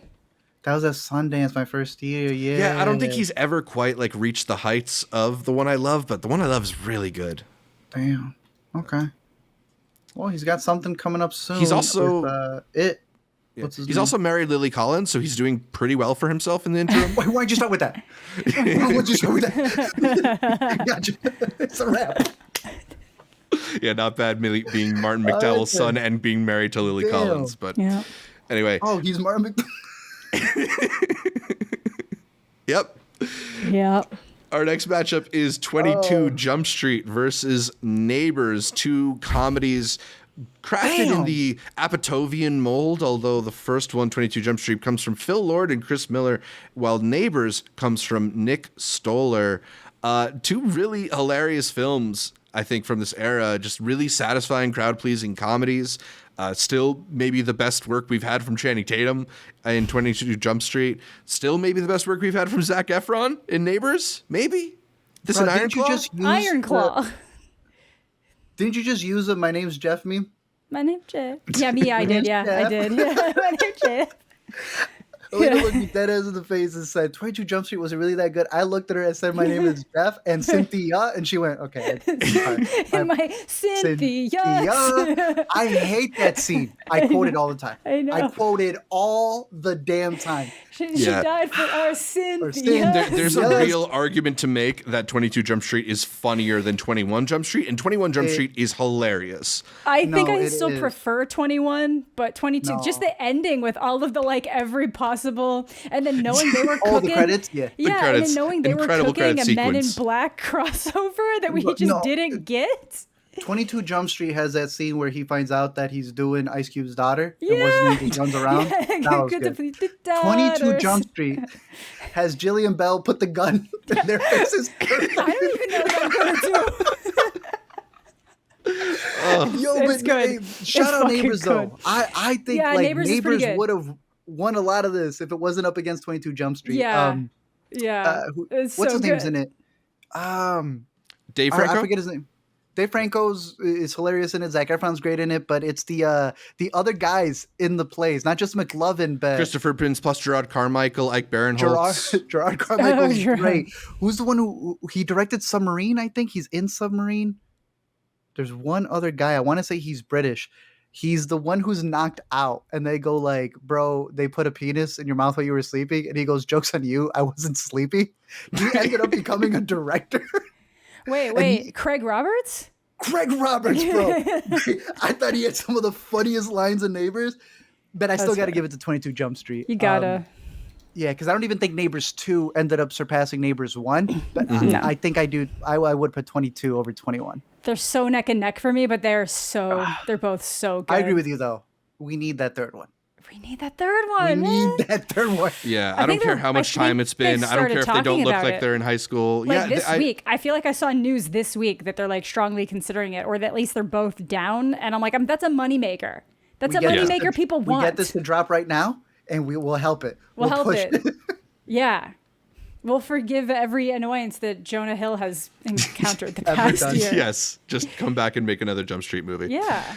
That our boy's last funny, dude. Oh, this one That boy changed is- a lot. No. Yeah, our last matchup in the comedy category is between Guardians of the Galaxy and Chef. Guardians of the Galaxy, of course, was James Gunn's first entrance into the MCU, bring together the eclectic cast of characters in the Guardians. Damn. Many people who we did not think of as A-list superheroes until they got that James Gunn touch. Up against Jon Favreau, writing, directing, and starring in this film about a prominent chef who opens up a lunch truck to become a better father and a better friend and a better husband, I think, as well. I haven't seen the chef since like 2014, so I'm forgetting some of the things he became better at. But I do remember those Cubano sandwiches. They were very delicious looking. Not delicious looking enough that I'm going to take it over Guardians of the Galaxy, though. Let's fucking go! I was not expecting that one. Guardians is a really good movie. It's so fucking good. But I easily thought one of the gonna best be films in the MCU. It is. A film that has like a really cohesive vision. I mean, obviously you have James Gunn, who is among the best at doing this kind of stuff. And yes. Yeah, it works really well. It's fantastic. And Chef is really nice. Chef is a lovely movie. It also had a bunch of memes made about it. The 2014 hit film Chef by Jon Favreau. Yeah. You know, that was like a whole thing for a while. But no, it's Guardians of the Galaxy, man. I'm going Guardians as well. Let's fucking go. Oh, I'm happy. At first I was like, oh no. No, Guardians is pretty good. It's so fucking the first one in particular is very, I know some people love 2, and I want to one day love it as much as they do. Yeah. I like but 2 a lot. There's nothing that I just need to rewatch Guardians again to be like, no, this is firing on all cylinders. It's so fucking good. And then you realize at the end of it all that's the guy who was helping Feige. That was a little Muse. Yeah. And you're like, yeah, okay. Yeah, it's so good. Makes sense. It's too good. Yeah. All right. Chef is good though. Yeah, Chef is good. Chef is good and really enjoyable. I do think it's a little weird how many hot women get with Jon Favreau in this movie, but it is just based on a true story. Yeah, of course. They all I guess so. The man from Swingers, boy. Yeah. The Twitter bit's funny though. Like stupid now. Like damn, I guess people were. He's old, so he wouldn't really know how to use it. But it was such a plot point to kind of just use it to create beef in the story. But yeah. Like it was cute. Yeah. All right, so I actually can't see. What's the thing that Leguizamo? Oh yeah. The like not talcum powder, but the like Arm & Hammer stuff. Every time I see it at the store, baking soda. The baking soda. Baking soda. I just always think of that scene, bro. Yeah, so good. All right, so that's the end of the comedy category. We finish things up in the drama conference, and our first matchup is going to be Whiplash versus The Fault in Our Stars. I have a feeling that Whiplash is kind of the heavyweight contender in this whole bracket. Its reputation has only grown greater in the years since 2014, and so it's a tough road for anything going against it, including The Fault in Our Stars, which I don't know, while it has sort of become like an object of some ridicule, and I think the whole like John Green YA adaptation thing is, you know, gone a bit downhill since then. I want to say this is the only one that's really got the accolades behind it out of all the ones that have been adapted. It was. Yeah, and I think it's a pretty effective romance tearjerker, kind of in the mold of a couple films we were talking about recently, like The Notebook or like A Walk to Remember or stuff like that. You know, Shailene Woodley's very good in it. Even Otzel's pretty good in this one. Yeah. I don't know. I'm not going to go Fault in Our Stars over Whiplash. Yeah, of course not. I liked Fault in Our Stars. Yeah, Fault in Our Stars is good, and it was one of those things. It had a lot of bits. The okay tattoo, not tattoos, but like I'm sure people did get a tattoo. The cigarette's a metaphor. Like I lit up like a Christmas tree. Like it is what it is. It is one of those ones that, much like, you know, Twilight brought back the vampires, Hunger Games brought in the dystopian. This was kind of the marker for the dead teen sick romance. Kids. Not even just 5 sick. feet apart. Yeah, 5 feet right. apart. If I stay, goodness. like, just all of those books that started coming out. What a pandemic. But no, it's got to be Whiplash. That is one of the best movies ever. So. And now they've got the sequel for Fault with only Jamie Foxx. So that's going to God. Jesus Christ. Talking Baby Driver? Yeah, he is talking about Baby Driver. I think the hardest that I've ever heard a person cry in a movie theater really was a teenage girl at That's the end not of The Fault in Our Stars. Like she was just like How snot. could you not? Well, that whole apologizing between sobs to the rest of the theater. because it's like a bait and switch. Like even if you knew what was happening, it's sad. But if you didn't know what was happening, it's like because I don't know. Devastating. Can we spoil it? Like should we? I was about to ask you what happened. It's the whole book is that he's in remission and she's getting sicker, and then he fucking dies. Also, it's aged well. It's aged well. Exactly. No, because look who she's married to and the shit she says. It hasn't aged well at all. Who's she married to? Aaron I don't think Rodgers. they're together anymore. They're not They're together not? anymore. No. Oh, okay. Well, she's still very much like, ladies, She get was, out on but- those porches and vaginas to the sunlight. She's like, literally, her heat got quenched because of how crazy Gwyneth Paltrow is. If Gwyneth wasn't here, people would be like, what is Shailene Woodley doing? I got to hear this TED Talk. I'll search it up after the show. Yeah.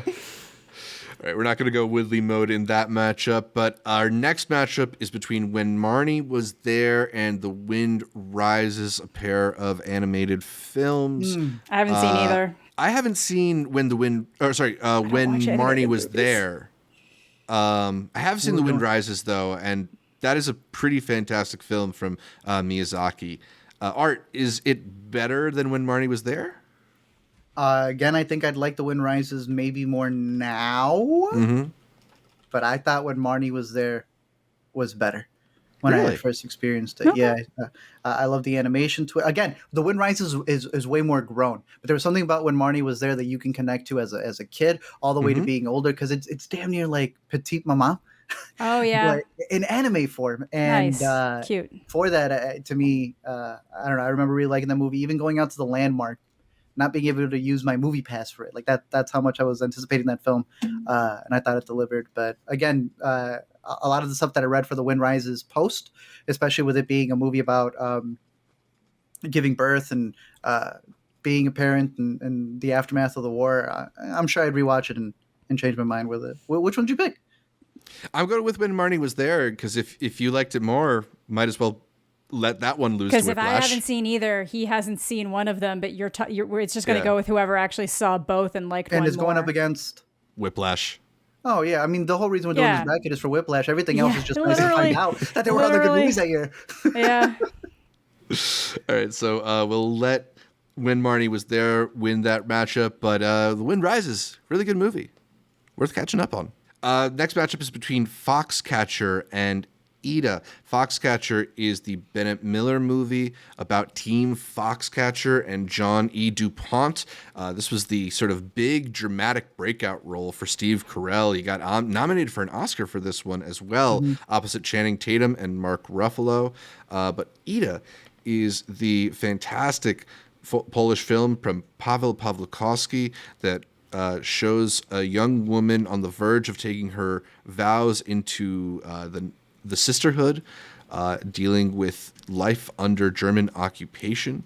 I thought that Ida is the incredibly powerful drama, and in the way that it's shot, particularly by cinematographer Lukasz Zal, is really, really incredible. Zal is a guy who's gone on to make things like The Zone of Interest, and I'm thinking of Ending Things, and of course the other Paweł Pawlikowski film, Cold War. But yeah, I find Ida to be particularly stunning, and maybe I have a bit of a personal connection to it, having Polish family that went through this era in Poland and has illuminated aspects of the film to me. But I'm going to go with that one.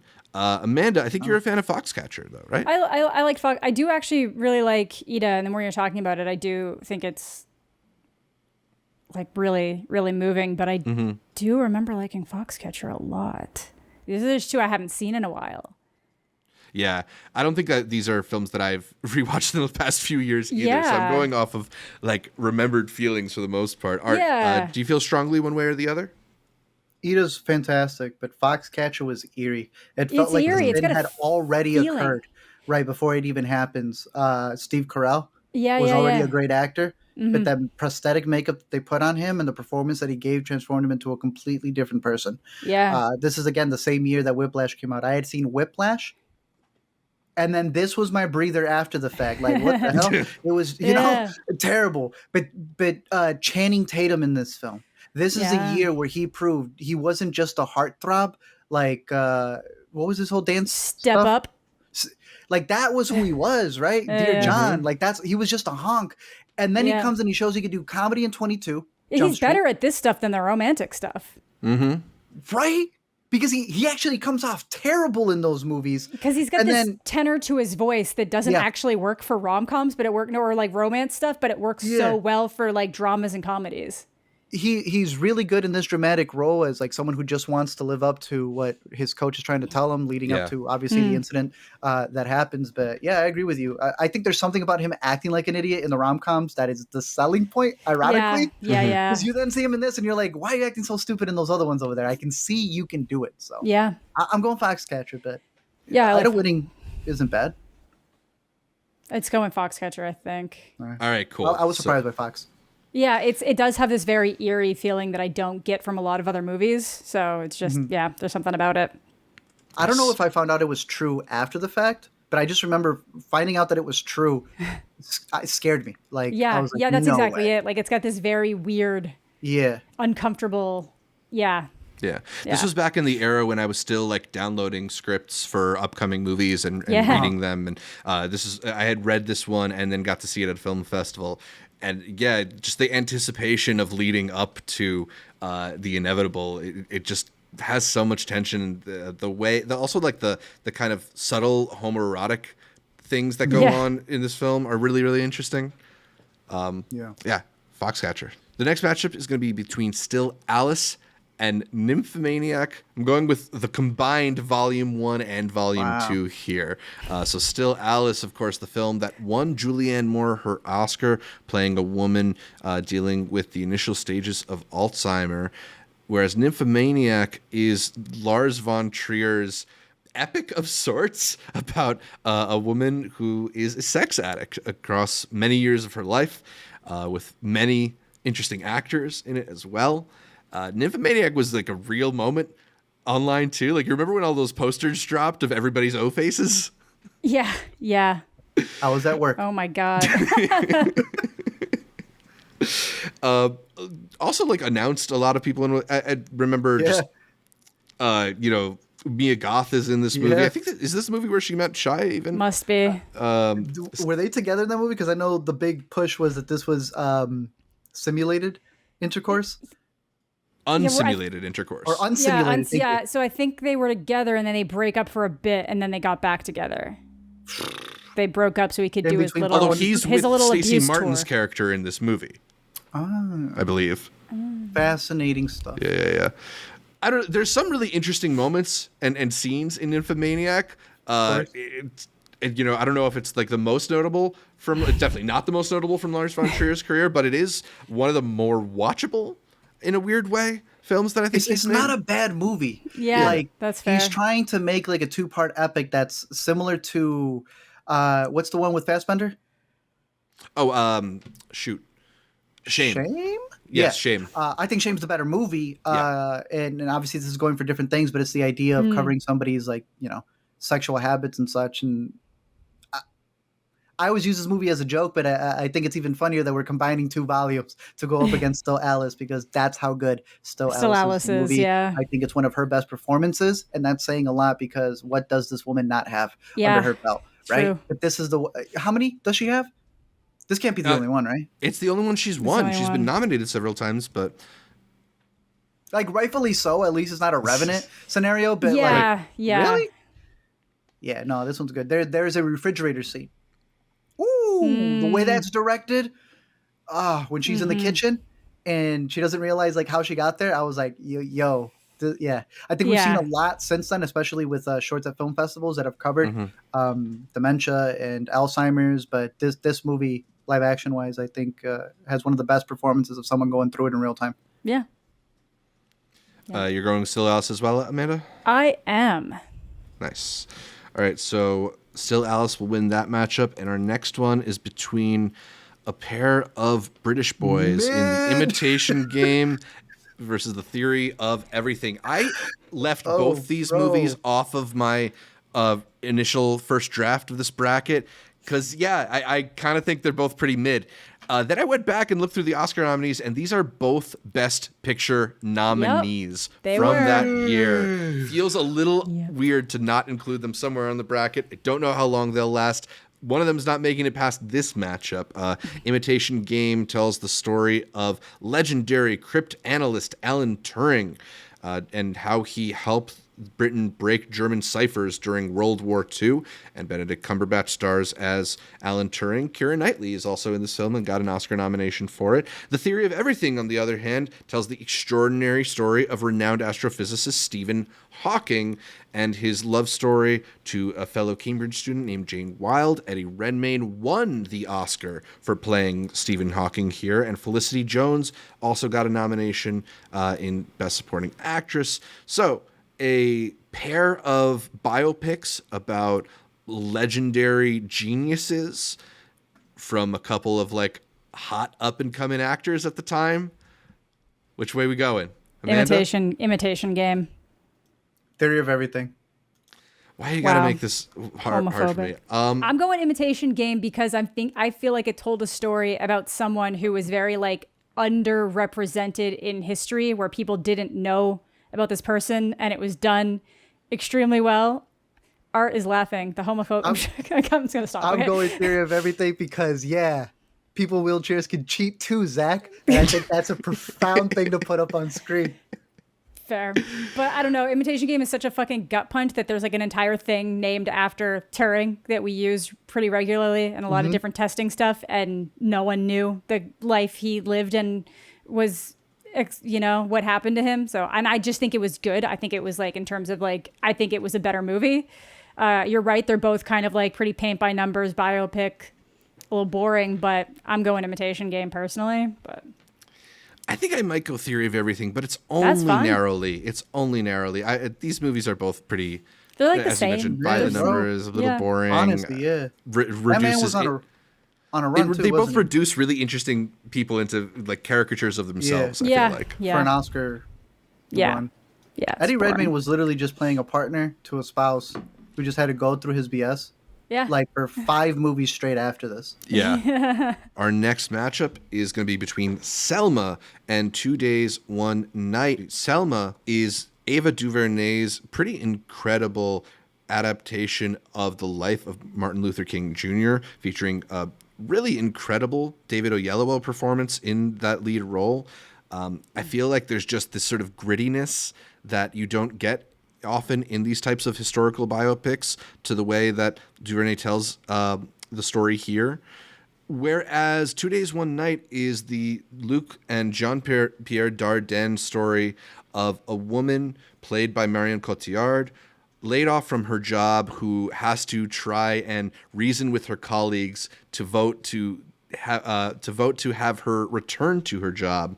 Really interesting indictment of capitalism and just the pains that working class people have to go through.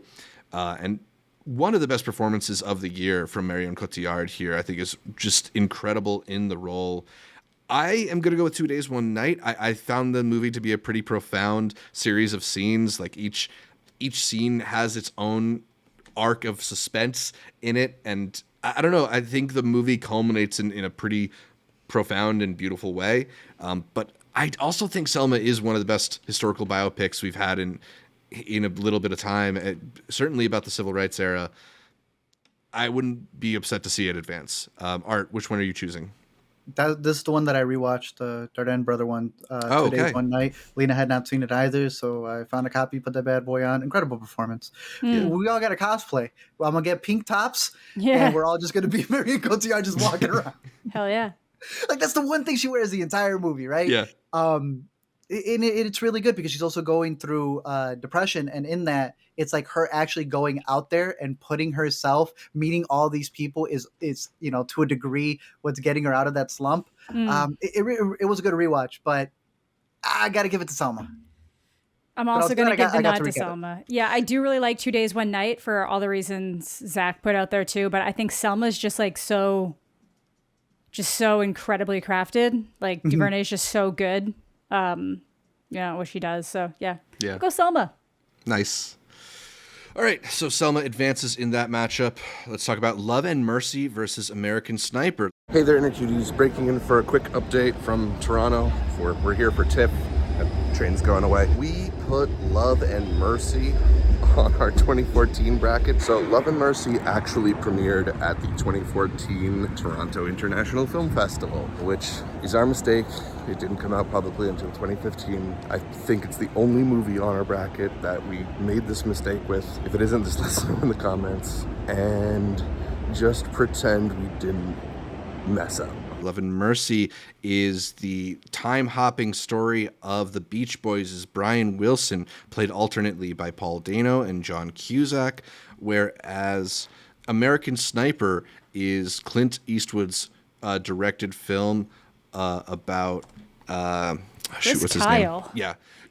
Clint Eastwood's directed film about Chris Kyle, the legendary U.S. Navy SEAL, played here by Bradley Cooper. This was sort of like the sneak hit of 2014, if you guys remember that. Yeah. Like Banger, bro. I don't know if it was down a the sneak. middle. It was, Yeah, I mean- that was when like anything that was American 9/11 military, it was doing well. It was gonna pop off at the box office. Yeah, the movie did so because it was rated R2. It was breaking records for it being rated R. Rated R, I had yeah. people who were enlisted. I know those people had never stepped foot on an airport, much less a war zone. They were like, Yeah. "Yeah, I served overseas." You're like, bro, American Sniper out in theaters. You not out overseas. Like, relax. Yeah. It got a lot of people very patriotic. It did, and then we found out a lot about stuff about him, and Yeah. maybe go Garbage Person. The movie itself, Yeah, is good. It's a good I'm movie. I'm a big Clint Eastwood guy. I want to say this is like the last film. that he's 'Cause in. the mule. Everything else is just like I'm gonna put myself in movies with hot women. Bro, like the recent stuff he's been making, you cannot lie, it's a little different than the look this one has, right? Absolutely. But I think Love and Mercy is a very interesting movie because It is. Zach and I always talk about the perspective that a biopic can take, and is it going to be a by the numbers type thing, or is it going to be like something as kooky as the mind of Brian Wilson, Yeah. right? Who is using literal animal noises for his songs, and I think the way that they play up Paul Dano in the past to you had mentioned his name for when he's older. John Cusack. Dude, they play off of each other so well. Yeah. And I think the movie does a good job in its edit to kind of have them almost speak to each other to a degree. I'm going to give the edge to that one. Love and Mercy. Yeah. Because of the Me baby too. in American Sniper. Yeah, the fucking. Yeah, I'm gonna go Love and Mercy as well. It's just a more interesting story, and I'm sorry, sometimes you can't separate a biopic from what the person's supposed to be, even if they've made it into something that's more thematically satisfying and interesting to watch, like American Sniper is compared Yeah. to who that Who's the person wife? was. It certainly Who's the wife? clouds that movie's reputation in some ways, but yeah, even if you're removing the real life aspects of it, I think I just ultimately like what's going on a bit more in Love and Mercy. I mean, just even comparing it to other music biopics, I think it does a really good job of trying Yeah. to, as Art's saying, sort of like embody the spirit of its protagonist in the structure, in how it's assembled. It has one of the best scenes of music writing in a music biopic that I can remember as well. Which is like an integral part of it. So I'm going with Love and Mercy in that matchup. But our last matchup of the first round is between Boyhood and Locke, a movie that took 12 years to film and a movie that took about an hour and a half to film. Boyhood is the story of a divorced couple trying to raise their young son, and Richard Linklater filmed it while Eller Coltrane was going between the ages of 6 and 18. Meanwhile, Locke is the story of he's like a construction manager. What is he? He's like a shipping manager? He's Tom Hardy, who was sick, so he owed a the guy foreman. a favor. So Foreman. he starred in this movie. A construction foreman who is having a whole bunch of simultaneous crises as he drives throughout the night. A movie that's about an hour and a half long of an unbroken scene of Tom Hardy talking to his Bluetooth. A really interesting experiment in like what films can be from Stephen Knight, just shooting the hell out of this BMW against the English countrysides. I don't know, though. I think it's hard to go up against something like Boyhood, which is a pretty special endeavor. I disagree. Really? Yeah. I don't like Boyhood that much either. I love Really? Linklater. I love Linklater. Wow. I love the idea behind Boyhood. I don't love Boyhood. I don't hate Boyhood. I think I like it more now than I did. Like when it first came out, I did hate Boyhood. I hated Boyhood too. Yeah. Really? Yeah. I would So- say hate it. Shame. Maybe, Not maybe hated, you but, hated like- it. I did not love it. I didn't didn't really love it. like it per se. I Yeah. felt the gimmick really strongly. Yes. Too strong. Too much gimmick. But as I'll- I've gotten older, I've learned to dislike it less. That's fair. Yeah. Maybe a bit here too, but I'm still giving it to Locke. know. I'd give it to Boyhood, but That's I'm just fair. letting you know that Locke is lower than Boyhood and where Boyhood is. It's still not great. Yeah. I'm literally doing it to be a shit because I assumed every Boyhood was just gonna clear. Oh, But I don't remember- I don't yeah, feel strong no. enough about either of these to Boyhood, go I either remember way. being everybody's favorite. I think that was a big pushback I had as well. I was like, what are Same. y'all loving about this? And I Yeah. wanted to hear something else It's a outside of special the. movie. They It met. took 12 years here. to me. I just wanted a scene. Someone explain to me. Yeah, you know what? The what's Before line. trilogy, just because it was different movies, doesn't also mean that didn't take like 20 something years to make. It was just 3 different movies. Yeah, I remember people comparing it to Harry Potter as well. I was like, he also grew from movie 1 He did. to 6. But as I've gotten older, to me, it's the mom, Patricia's character, really who does Arquette. it. And Honestly, some of her lines really like bother me. I mean, I feel like I'm they due did for the a first time rewatch. too. Yeah. I think I'm due for a rewatch because I also felt a more lukewarm on Lady Bird the first time I watched it, and then liked it Lady Bird, more banger, upon. bro. It is a banger. I totally agree. It's just Yeah. I feel like I don't know. I think someone came in when midway through me watching Lady Bird, and I started being like, "Don't judge me for what I want." I don't know. It was weird, but yeah, Boyhood has never grown on me. And then that kid just acted in. He was in The Circle. The kid is not good. The kid's not good. And I'm like, y'all kind of fucked up. I'm like, y'all not kind of good. fucked up, and you couldn't go back and change it to a different person. Come on, bro. I don't know. I I don't think like Boyhood's a special movie. I don't like him. I'll give you everything in the movie. That boy is not good. No, it will. I think he is perfectly suited for what he's needed to do in this movie, which is kind of just be He's a the really lead. ordinary, unremarkable kid. Yeah, He's the children of Patricia Arquette and Ethan Hawke doing parables around this boy. I don't know how. Come on, bro. Yeah, because he's a kid. He's an awkward, lanky, But then weird he's kid. not a kid anymore by the end of it, and it's still not great. I don't know. And then he was in The Circle, and I feel like that Yeah, That's what we knew. he's not good in the circle. Yeah, because Because he's not good. he's not good. Because Emma Watson is still at least okay in a bad movie. Ugh. But anyway, sorry. No I don't offense to you, Eller. I'm sure you're totally fine. It's just, yeah, that Full movie. offense. I think what makes Boyhood special is, in a lot of ways, the unremarkable nature of what happens in a lot of it, and the unglamorous dialogue as well. Like, I think what Linklater is doing is kind of trying to give you the way that these little moments build into something greater. And if he was leaning into more dramatic actions or bigger performances or bigger personalities, that would sort of take away from what is sort of the central conceit of this movie, is the fleeting aspect of life and the way that years slip past you without you recognizing it. And there aren't a lot of films that have even attempted, let alone been able to capture that kind of feeling. So I do think that Boyhood is a pretty remarkable film. I'm There's been a glad. lot of boring movies. Yeah, there's a lot of boring movies that are great too. But I going with Boyhood in this matchup, and I'm glad that Art's gonna let it stick around for at least one more round. I'm fine with it. But, it's no School of Rock. There we go. And I don't Now even we're mean that talking sarcastically. It is no School Richard of Rock. Linklater's better movie dealing with childhood. Yeah.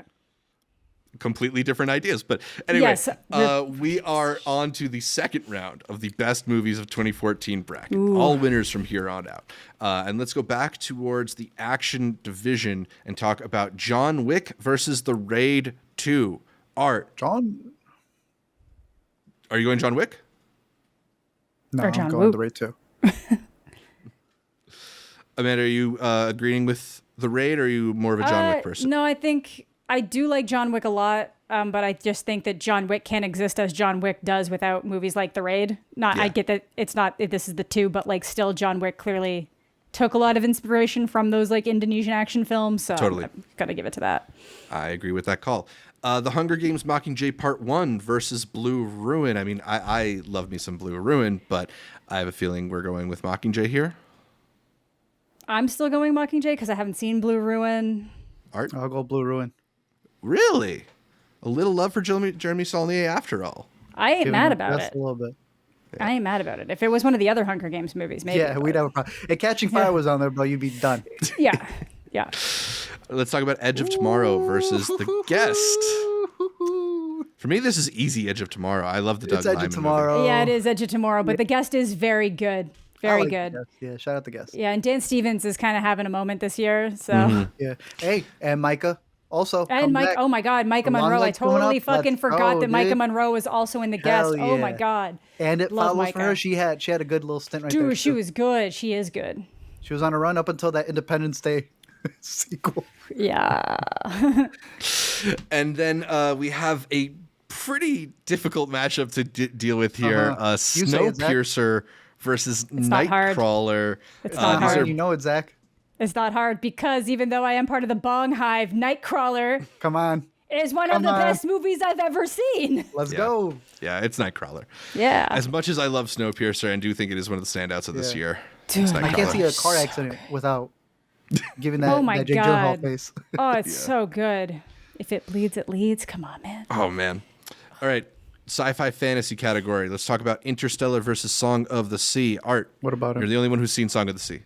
Which is why I'm going to convince you guys that we should keep it at Interstellar. Yeah, of course. Of course. Easy enough. Under the Skin versus I Origins. I'm going to go with Jonathan Glazer's film. Same. Sorry. One last eulogy for I Origins, Art? Yeah, put it 2-1. There Give we it that go. little one right there. The little One. notch just for me. Beautiful. In the horror thriller category, we have The Babadook versus A Most Violent Year. Amanda, Ooh. do you have a preference?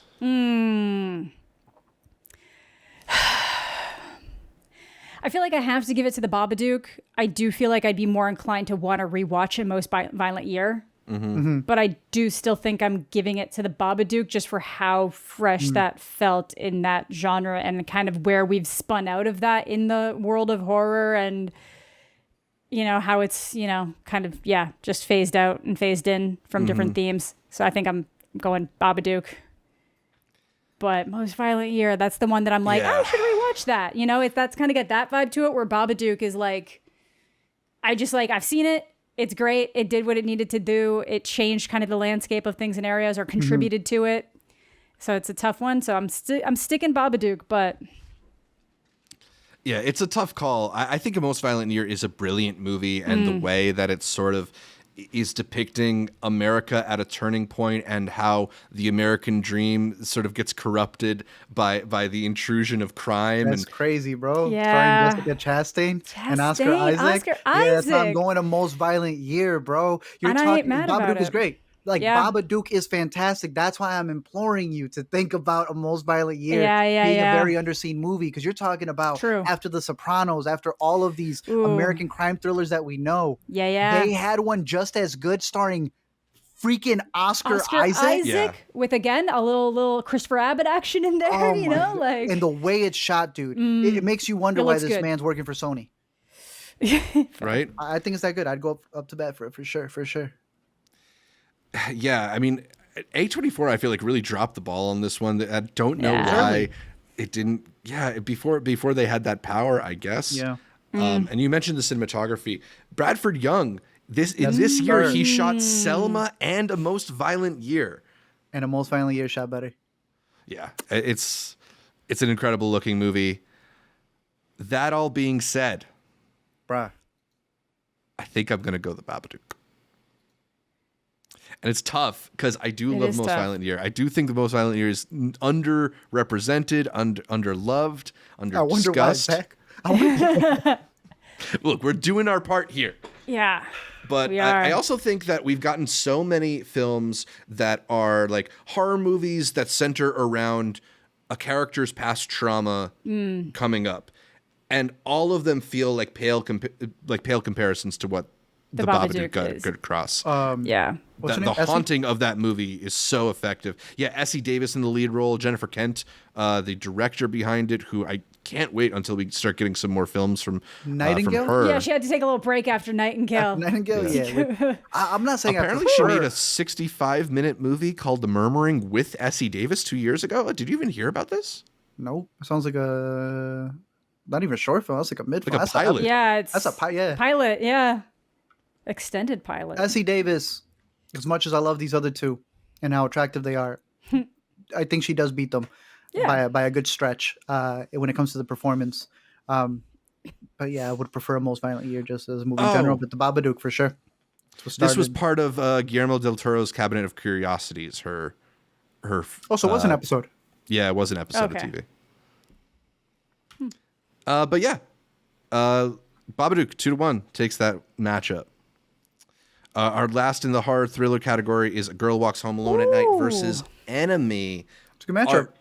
That is. Which of these stylish films do you prefer? Enemy. It's the reason we have this You are a direct Denis here guy. leveling up all the way. I do love Denis. It's Jake Gyllenhaal going all out. I think it's the better performance. I think visually they compare against each other very well. And I think the stretches he's able to make, especially towards that ending, baller filmmaking, in my opinion. Yeah, Amanda? you're not wrong. Of course not. Oh, and Sarah Gadon? But I Incredible. just feel like I feel like I like these movies kind of evenly. I think I am just gonna have to give the nod to A Girl Walks Home Alone at Night. We already got one powerhouse Gyllenhaal performance on the list. Not that you know you What's can't. the You other know, one? Oh, Nightcrawler. Nightcrawler. So I'm like, we're not gonna play that game. Where it's like we can only have one up, but like, I know it's gonna lose to Nightcrawler, whichever one of these is. So I'm going Girl Walks Jake Home walked Alone home at Night. alone at night too. One of the things. It's true. Well, he's never alone. But because he's not a vampire doppelganger. doing cool shit to bad people. Yeah, and that's why I think I might also go Girl Walks Home Alone at Night. They're I think both just the so overall good. aesthetic is so memorable in A Girl Walks Home. Yeah, and just kind of where it's from, how it was made. Sometimes it just feels more impressive that certain movies were made in where they were made, like how they were made. And Definitely. Really cool movie. We move on to the comedies. We have The Grand Budapest Hotel versus They Came Together. Art, are you going with Wes or are you going with David? It's only going to get harder. It's hard for me, but it might not be hard for you guys. You guys It's can not pick. hard for me. Yeah, I'm go Grand Budapest for me. Yeah. I think it's so. I just like Wes. It's hard for me. I really like They You Came do, Together. I And know. Grand Budapest, not one of my favorite Wes movies, but Same, but I don't know. It's I up still there like for it. me. It's not number one, but it's it's definitely up there for me. It's above the midway. It's above the mid for Wes Yeah. for me. It is undeniable in a certain respect. So as much as I love They Came Together, I think it's all right if we go with the Grand Budapest Hotel in that matchup. Then we've got the Lego Movie versus Gone Girl. Polar Lego. opposites tonally. A little bit. Lego movie. Yeah, he's serious, and I'm gonna go Gone Girl. Oh man, this is tough. I love both these movies a lot. And the Lego Movie is a really, really special piece of comedy. But Gone Girl is Gone Girl. Gone Girl's Gone Girl. Has it's so good. It's Ben Affleck in that movie. My God. It's not the Gone Girl. It's the Lego movie because it was a piece of cinema history that the Oscars couldn't even handle. Nah, Gone Girl was like, we don't need to waste time with the. It's cleaner that way. I mean, just even if it's from lines like "I'm so much happier now that I'm dead." Yeah, There's it's- so oh my many God. iconic scenes and moments in Gone Girl. I gotta go with that one.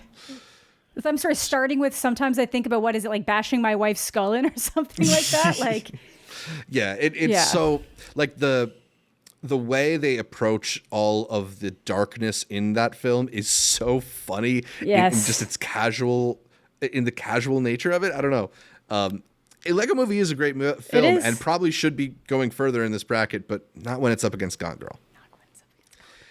The comedy category in general is just full of these like incredible films, because even this next matchup is going to be very hard for me. Force Majeure versus Birdman, the Robin Östlund film, versus Alejandro González Iñárritu's first win for Best Director in Birdman here, the Michael Keaton-led film.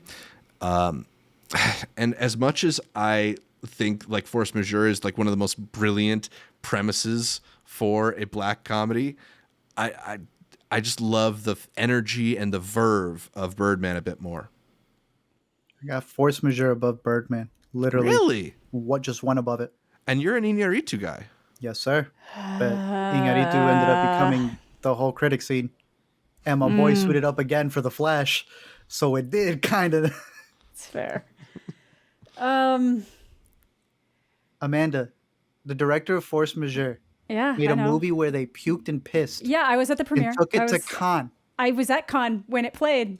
That's how funny that guy is. I know, it was so funny when everybody's laughing and I'm like, but it's about you. I don't know. I feel like Birdman, just for what it was, and that it like won, the movie itself won the Academy Award that year, right? As it should have, yeah. And I think that's so fucking funny and impressive that movie won. I'm going to go Birdman. Very cool. And I do like, but I'm kind of like Art, but I think mine just went like Birdman went one above Force Majeure. Yeah. One more matchup in comedies. We have 22 Jump Street versus Guardians of the Galaxy. Amanda, which movie made you laugh more? Oh, this is really tough. I'm actually going to go less with which one made me laugh more and more which one made me feel more. And I'm going to have to go Guardians of the Galaxy. And I love 22 Jump Street. Like, you don't know. Like, I actually genuinely I adore both of those movies so much. But I do not have Channing Tatum tattooed on my leg. So I'm gonna have to go Guardians of the Galaxy. Art, what do you think? Guardians of the Galaxy. Really? Let's fucking go, guys. Okay. Let's fucking go. And like, again, I love 22 Jump Street, but like Guardians hits in a way that like, even as a superhero movie is just so impactful. Okay, so moving on to the dramas. First up is Whiplash versus When Marnie Was There. I think we can safely give that one to Whiplash. Foxcatcher versus Still Alice. Ooh. Art, which one stands out to you? Damn, that's a good one. I'm going to go Still Alice. Really? I'm going to be controversial and go Foxcatcher because, again, the more you're talking about it, there's this feeling to that movie that is just, it's fucking weird. So, oh my God, it's winning. I think I like Julianne Moore's performance the most out of all the performances in these two movies. I just like the movie more in Foxcatcher. That tone, that feeling. Yeah. Yeah. The Theory of Everything up against Selma. I don't know, guys. Pretty easy in terms of historical biopics. We go Selma, Love and Mercy versus Boyhood. I'm still going Boyhood. Yeah, and we're going Love and Mercy. We're going the real Boyhood. What a shame. Would have done it if they would have waited for Paul Dano to have gotten older. Then maybe it would have stood out. Maybe. It should have been Richard Linklater's Oscar win, but, well, alas. No. Of all of Linklater's movies? It's the only one that got nominated. That's true. Okay, so for that consideration, but okay. All right, so that leaves us with 16 movies left in our Sweet 16. We circle back around and go to The Raid 2 versus Blue Ruin. I marginally think I'm going to go with Blue Ruin here. That's fair. But I have a feeling Art is more of a Raid 2 guy. You were bringing up the beginning of Blue Ruin, and I think I'm actually going to have to go. I'm excited to see it. Because the Raid 2 is better than that opening. Boy! God damn. Yeah, it's going to have to be the Raid 2 because I haven't seen Blue Ruin yet. I'm so sorry. Even once you do. And again, I just think Raid 2 has that. It's a thing that's inspired. It's changed the landscape of how we do action here. And through. Yeah. Ooh. This one's still easy for me. This one's actually still easy for me, but it is a little spicier. I understand why. Edge of Tomorrow versus Nightcrawler. I'm going Nightcrawler. Nightcrawler is like one of my favorite movies of all time, so I've got to... Yeah, I mean, I think Edge of Tomorrow is like a pretty incredible action flick, and just the comedy that you get out of seeing Tom Cruise die over and over again and try over and over again. As he should. I'm going Edge tomorrow. It works really well. Okay. Art likes it more for some reason because, I don't know, we're going to go Nightcrawler. You know, some people on this podcast are big Doug Liman fans. I am. You know that if he comes out with something, we're going to support it. I think it's a funner movie. Nightcrawler is the better movie. I disagree. Nightcrawler is also so fun. It's fucked up, but it's fun. Yeah. I love Nightcrawler. That final car chase in Nightcrawler is about as thrilling as anything you get in Edge of Tomorrow. I'll go Nightcrawler too, sure. Yeah, why not? Nice. It was winning no matter what, but yeah. At that point. Interstellar versus Under the Skin. Yeah. I really, really want to go Under the Skin here, but I know in my heart that don't tell him to do it because then I might be tempted because I do also love Under the Skin, but it's Interstellar. It is Interstellar. So I think Under the Skin has so many impressive things going for it, and I have that screenplay book that A24 did, and it is nice. Yeah, it is really good for how like limited that script technically is. But we already pushed ahead. A Girl Walks Alone at Night, so we'll go Interstellar. I'm sorry, Interstellar hits all the things that people try to say that are cheesy in Interstellar. That does it for me. That's the stuff that like makes that movie as good as it is. I was definitely an Interstellar cynic back in 2014. That's fair. If you asked me this question 10 years ago, I easily would have gone Under the Skin. And man, I don't know, something in my heart just opened up in the years since then because I love Interstellar now. Yeah. Yeah. I left this planet for a bit. So yeah. Got to know the finer things in space. All right. We have The Babadook and A Girl Walks Home Alone at Night fighting for supremacy in our horror thriller division. And to me, this one's pretty easily going with The Babadook. Amanda? I'm going A Girl Walks Home Alone at Night. Yeah, and I do love The Babadook for all the same reasons I said last time, and I probably should still be voting for it, but I think Art will vote Babadook. A Girl Walks Home Alone at Night. Oh, really? An upset. Where did this come from? Okay. Ooh. We'll give it to A Girl Walks Home Alone at Night. To be fair, honestly, even if Enemy had gone through, I think Art would have voted Enemy over Babadook too, and I might have voted Enemy over Babadook. So I think, but I don't know. Enemy, that, and then Babadook. Babadook's not that far out, but I do think. It's just little things over the years start edging things out. Ooh, spicy. Yeah, back to our comedies, and we have a tough one in The Grand Budapest Hotel versus Gone Girl. And I'm sticking with Gone Girl. Me too. We've gone this far. Art, are you going to make it 3 for 3, or are you showing a little going against? Give that one. You're just going to have to complain all the way to Gone Girl getting into the finals. Yeah, over Grand Budapest. Easy. Yeah. Grand Budapest. Yeah. I have a feeling that might be controversial with a few inner cuties. You can let us know in the comments. But and I love Grand Budapest. It's just, I really love Gone Girl. Next? You're putting it over Paddington? Where do we draw the line? Yes, actually. Wait, for real? Y'all would put Gone Girl over Paddington? Yeah. What? Wait till we get to our top 10s, buddy. Oh, dear Lord. Okay, let's go. Birdman versus Guardians of the Galaxy. Arturo, which way are you going to go? Birdman. Guardians. I'm going to make it Birdman. That's Sorry, fair. Amanda. That's okay. It's been a nice I'm actually surprised it made it this far based on how its matchup changed. So I'm very happy. And they're, they're the underdogs that no one thinks is going to make it. So it makes sense that they get knocked out this fast. There you go. It's the superhero movie that made it the farthest into this bracket. So that's something. Whiplash versus Foxcatcher. Anybody want to go with Foxcatcher over Whiplash? I didn't think so. No. Selma versus Love and Mercy. A couple biopics going up against each other here. Arturo? Selma.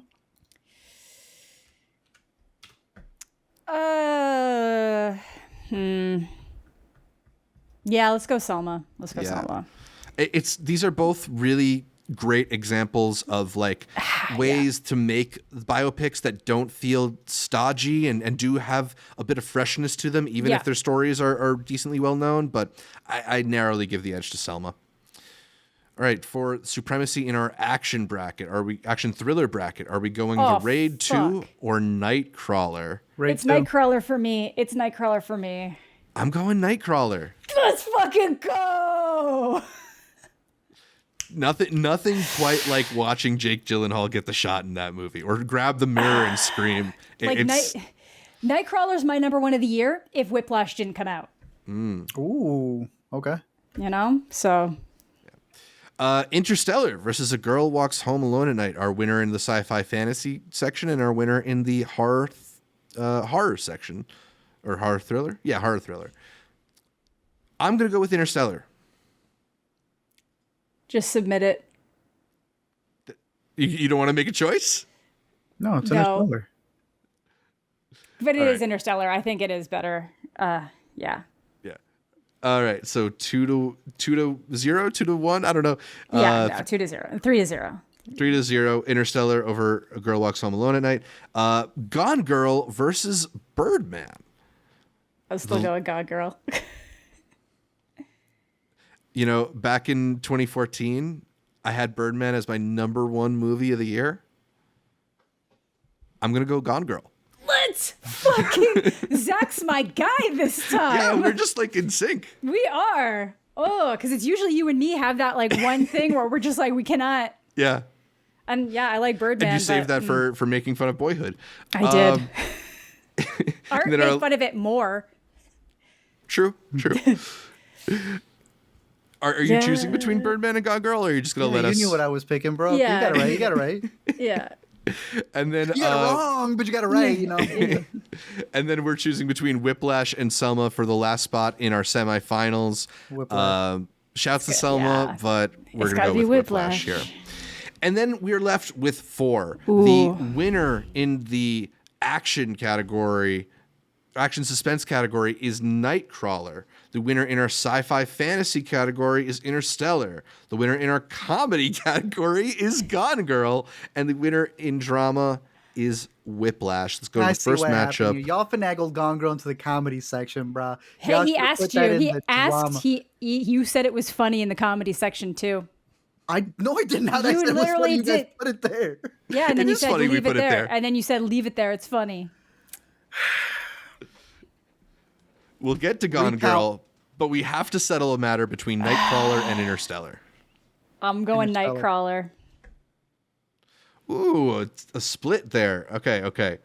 Like I said, Nightcrawler's my number one if Whiplash doesn't exist. So What stands out about Nightcrawler to you? literally everything. It's just like the way it looks, the performances are incredible. Like it's eerie how convincing he is as this Lou character and how unsettling Yeah. he is to the people around him, but then how that primes him to be so good at this specific thing. And like when that guy realizes he's starting to encroach on his territory and tries to offer him a job, and he just says like, you just keep talking and you don't like, it's the way he's delivering everything. He is firing on all cylinders. I think the plot is great. I think the story is great. I think everything about it is incredible. And it is one of like the best movies in that genre, if not like we're talking like top 3 in that genre. It is up there for me at least. But Interstellar is also obviously great, but like for me, Nightcrawler is something that I go back to like time and time and time again. When people are like, did anybody get like a recommendation for like, I'm like Nightcrawler always comes to mind. So Yeah. like it's easy for me. Yeah, he's just got this way of speaking that's like this perversion of these Yes. like self-help rules and these keys to success and Yeah. how it's just inverted this idea of like, if you put in the work, you can achieve your dreams. And even if your dreams are exploiting the death and violence Yeah. of your neighbors. Yeah, and then you got like Riz Ahmed there, like just Yeah. crushing that too as one of his earlier roles. Like Yeah, and he's so incredible Yeah. opposite Jake too. It's just a really, really powerful indictment of media culture and centered by that incredible Jake Gyllenhaal performance. Art, why do you think Interstellar should take it? Because this fall they're both gonna have 10-year anniversary screenings, and I know your ass is not picking Nightcrawler over the IMAX. I am release actually. of Interstellar. I'm talking Zach. Oh, Zach, that's fair. Well, look, I'll see them both. I'm gonna go see the IMAX version of Interstellar for sure, because that's an incredible experience in the cinema. But then I'm going to go home and rewatch Nightcrawler for like the 6th or 7th time this year, or in the past couple of years. I fucking love Nightcrawler. That is a sick-ass movie. Fucking good. It is an unsettling depiction of America that I love. Just an incredible screenplay. Shot Robert Elswit really well. I don't know, man. I think Nightcrawler is an excellent. Jake Gyllenhaal is one of my favorite actors, and I still think he hasn't delivered a better performance than that one. I agree. But it's tough. It's tough. Interstellar is an incredible movie. Got 2 more incredible movies to talk about here in Gone Girl and Whiplash. And I know Arturo is picking Whiplash. I'm actually going Gone Girl. Switching it up in the last minute. I want to piss him off. No, it's Whiplash. It's Whiplash. Why would you consider Gone Girl here? Because Me? it's in the comedy category. I do think it's like an incredibly well-crafted movie. I love pretty much everything about it. But again, Whiplash just has, I don't know. Again, in that like the performance, like in fucking Gone Girl, it's so funny and so good and so tense. And then just the way it ends is like really chilling, and that does so much for it. But like Whiplash again is one of those like kind of like Midsommar where people have that like good for her, but it's like, is it good for her? Is it good for him? Because there's like so much more going on behind it, and just this like obsession and dedication to a craft with how that comes together. And then the music is just really good and it looks beautiful. I love Damien Chazelle. So I love both of these, but I am just still going to have to give it to Whiplash. When we said this category and I was like, oh, did Whiplash come out that year? That was like, there was no debate in my mind that, yeah.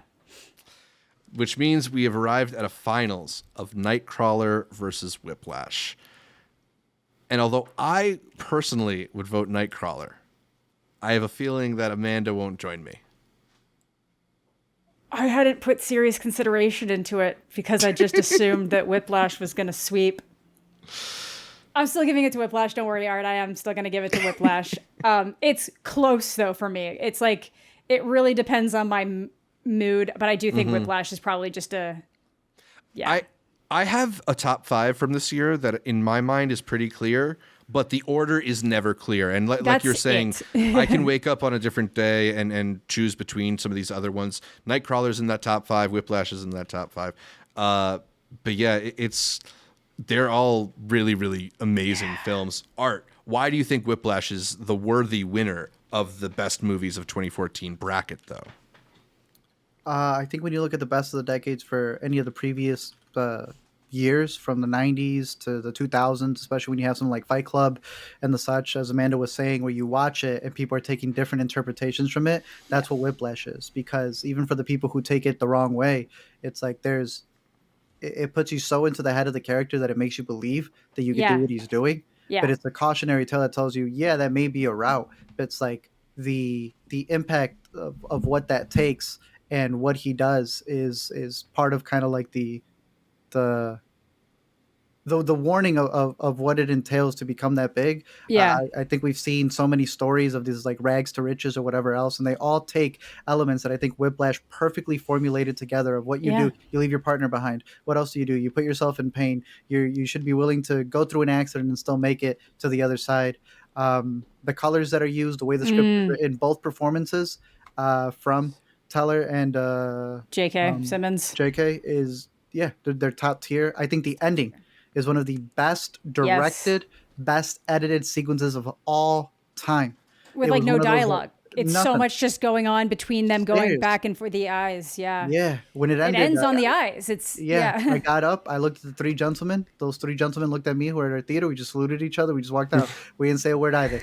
I think it's lasted the test of time for sure, and it's the reason why we have one of the best filmmakers working today, even when he's in director's jail.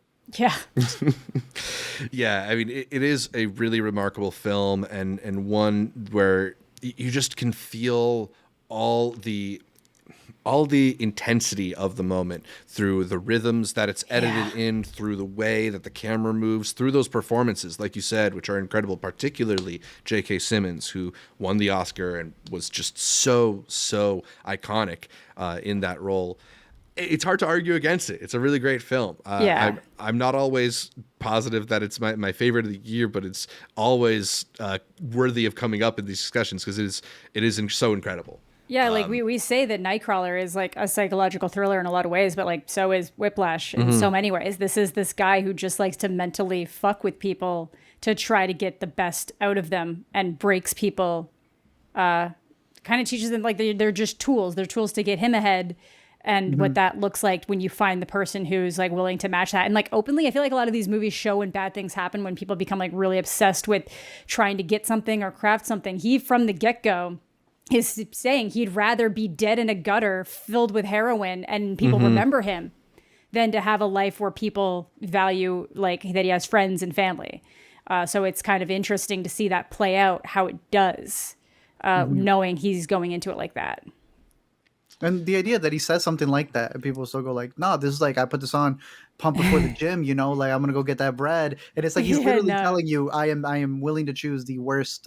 You just don't see the signs in it. And I think, you know, even with stuff like Challengers this year, or anything else that uses coaching or teaching, or even like Foxcatcher that we brought up for the same year, Whiplash has been used as that like adjective word, and I think that's a sign of something that's lasted the test of time 10 years later. Yeah. Absolutely.